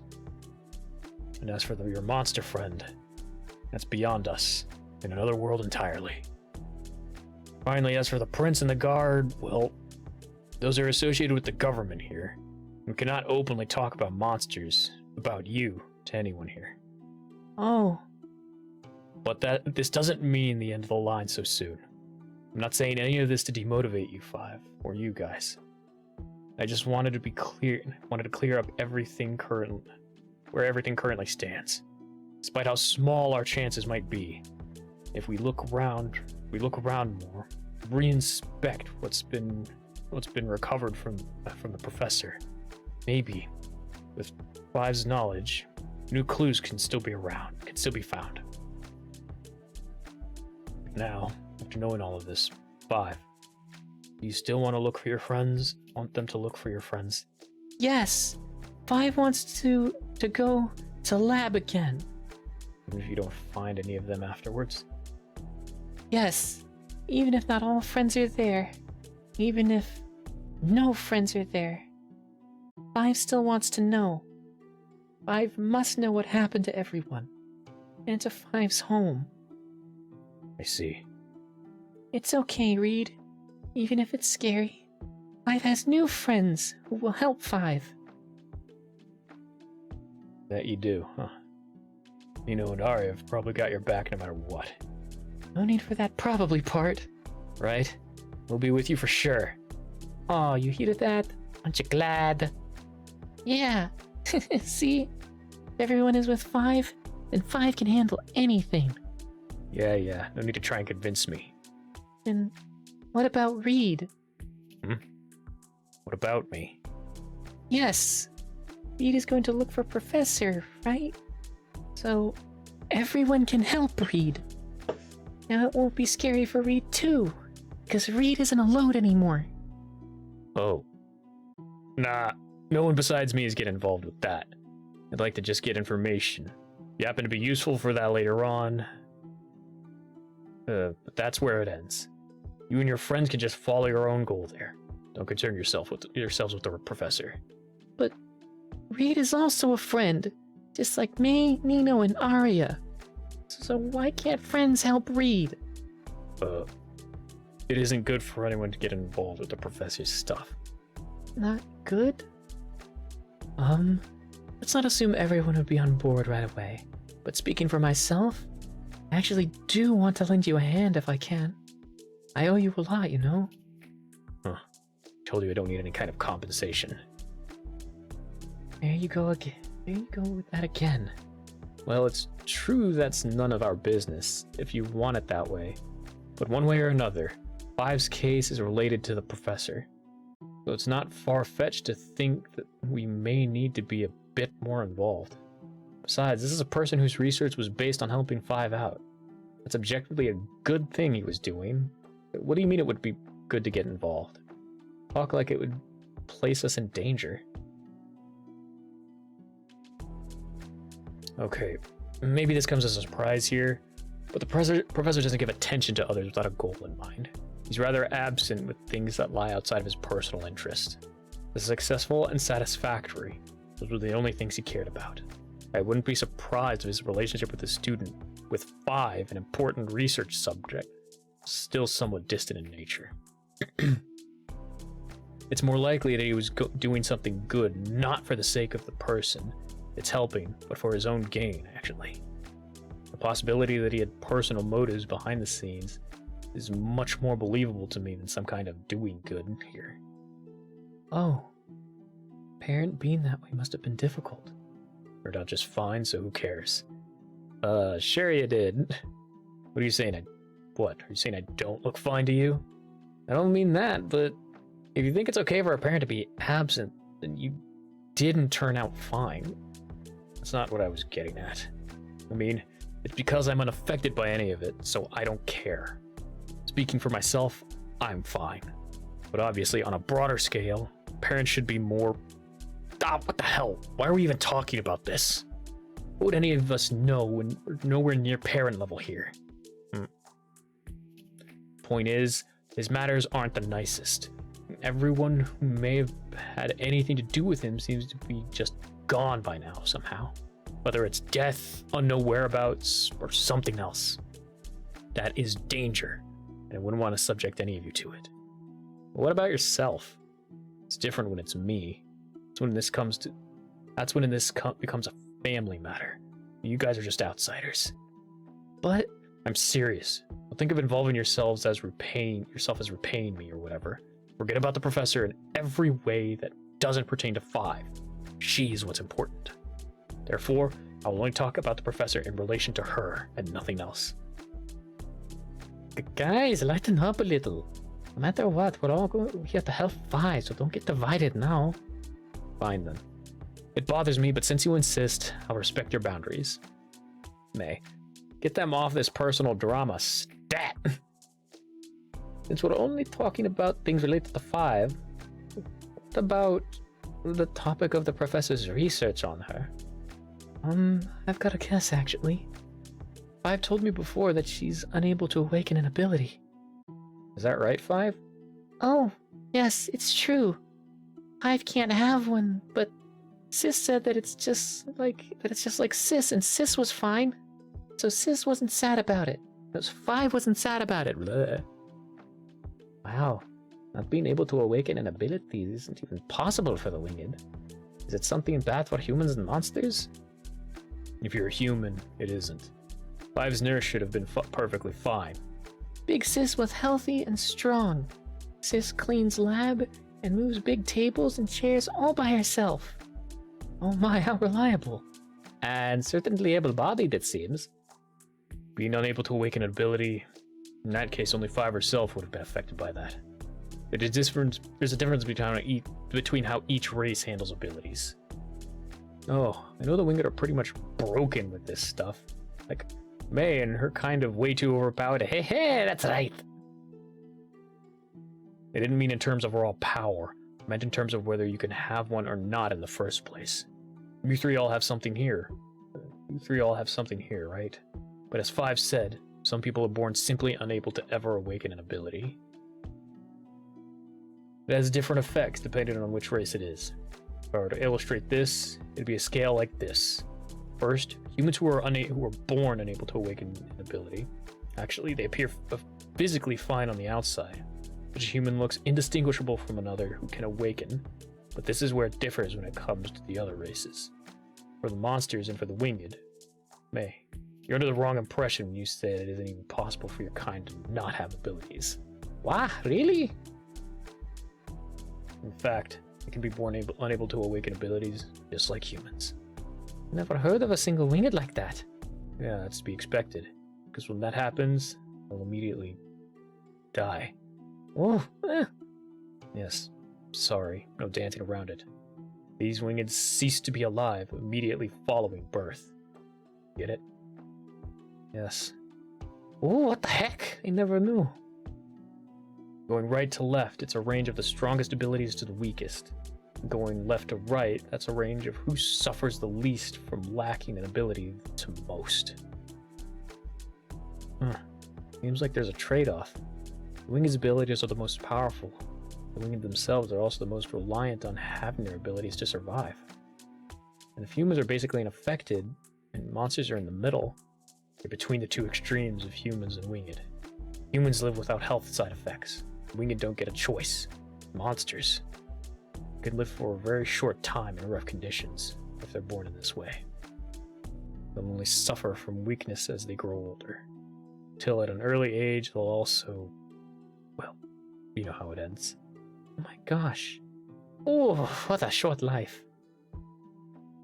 Weariness isn't even like what 5 described at her early years. No, the weariness isn't it like what 5 described at her early years? That was what the professor tried to cure? That assumption is not wrong to make, I think. Think, you say? Well, I can't rule out the possibility of him having additional personal goals in secret, as I said before, but I know that studying abilities was a major part of whatever he did. So at least that prediction has to be correct in some way. But specifically, medically assisting monsters is what his longtime research efforts were known as to the public. And in that time, it was a daring idea. Oh. Humans, monsters, and angels. 16 years ago, in the year 4513, a peace treaty was signed. The war had finally ended. Monsters and humans rejoiced. Behind the scenes of celebration, the Monster Prince approached the notorious professor with a simple request. They did not choose to be born this way. Please, let them see life to its fullest. The professor was commissioned to resolve a condition that plagued monster kind for as long as they've existed. To say it's a difficult task would be a vast understatement. It was thought that the soul's dependence on ability was embedded in the blood of monster kind. The professor certainly was one to challenge these so-called inescapable realities. So the professor readily accepted that request. It is said that he's a man few understood. Not even his own family, as a team of students he greatly trusted, he earnestly began his research. A human is trying to help monsters? What a ridiculous idea. At every turn, the professor's actions were met with such source of endless doubt.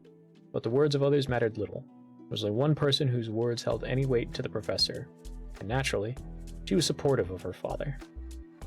But even when that precious gem was gone, the professor persisted. And even though the students he'd chosen to trust succumbed to the despair, giving up in the face of failure, admitting to utter defeat, the professor was still determined to keep going, even if by his lonesome. He wanted to reach his desired truth. Unexpectedly, one person chose to remain by his side in the end. The professor's most hardworking student, who never allowed herself to give up. Though she wasn't the brightest in academics, never outperforming her peers, turned out that her unique worldview was what made her the professor's best asset. Slowly but surely, kept that seemingly dying research effort alive. Despite what heart-wrenching losses she experienced, this young lady kept trying, for she had a deep desire to succeed at least once in her life, no matter what it took. When you don't understand it, an ability seems like a magical, inexplicable thing. I know, but the reality is that it is a beautiful process. Wonderful harmony of actions your bodies do, involving both physical and mental functions at once. So, I'll take you on a little journey here so you can witness it. And we shall stop there. Jesus fucking Christ. Went a little longer than I thought I would. That was a lot. Oh. Oy. So we shall continue that next time. Ugh, my throat. Jeez. That was brutal. Ay, ay, ay. But it was fun. I truly had a time.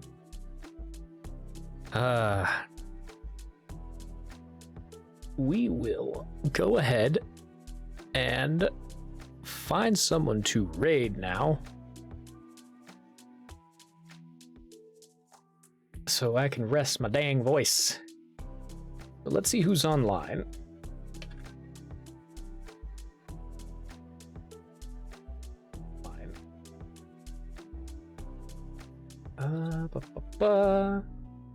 Ooh, okay, good game's done quick. Ooh, Geddon's online. And Goblin. the best stove. There are quite a few different people online today. Damn. Ooh. Yes.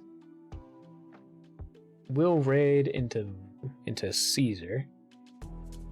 Because they raided me before, so it's only nice that we raid them in kind. They are a demigod VTuber. Please show them lots of love. Raid. Open Caesar. Yes. There we go. Thank you all so much for being here. If indeed you still are, tell the people you love that you love them. Give them a hug. And as always, just take care of yourselves. Take some meds, get up, take your meds, get up, grab some food, grab some water, all that jazz. Just treat yourselves kindly. You deserve it in this batshit crazy world we live in. And as always, our raid message will never change. It is get appreciated, nerd. With any kind of emotes that you choose to use. That is our raid message. But yeah, until next time, tomorrow will be just a pretty chill stream since I've reorganized how my schedule works. We'll be streaming here on Twitch tomorrow.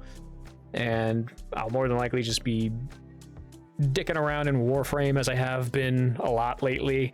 Hope all of you enjoy that kind of stuff, and I hope you all don't mind coming in and just like hanging out. And I appreciate every single one of you. But until then, bye.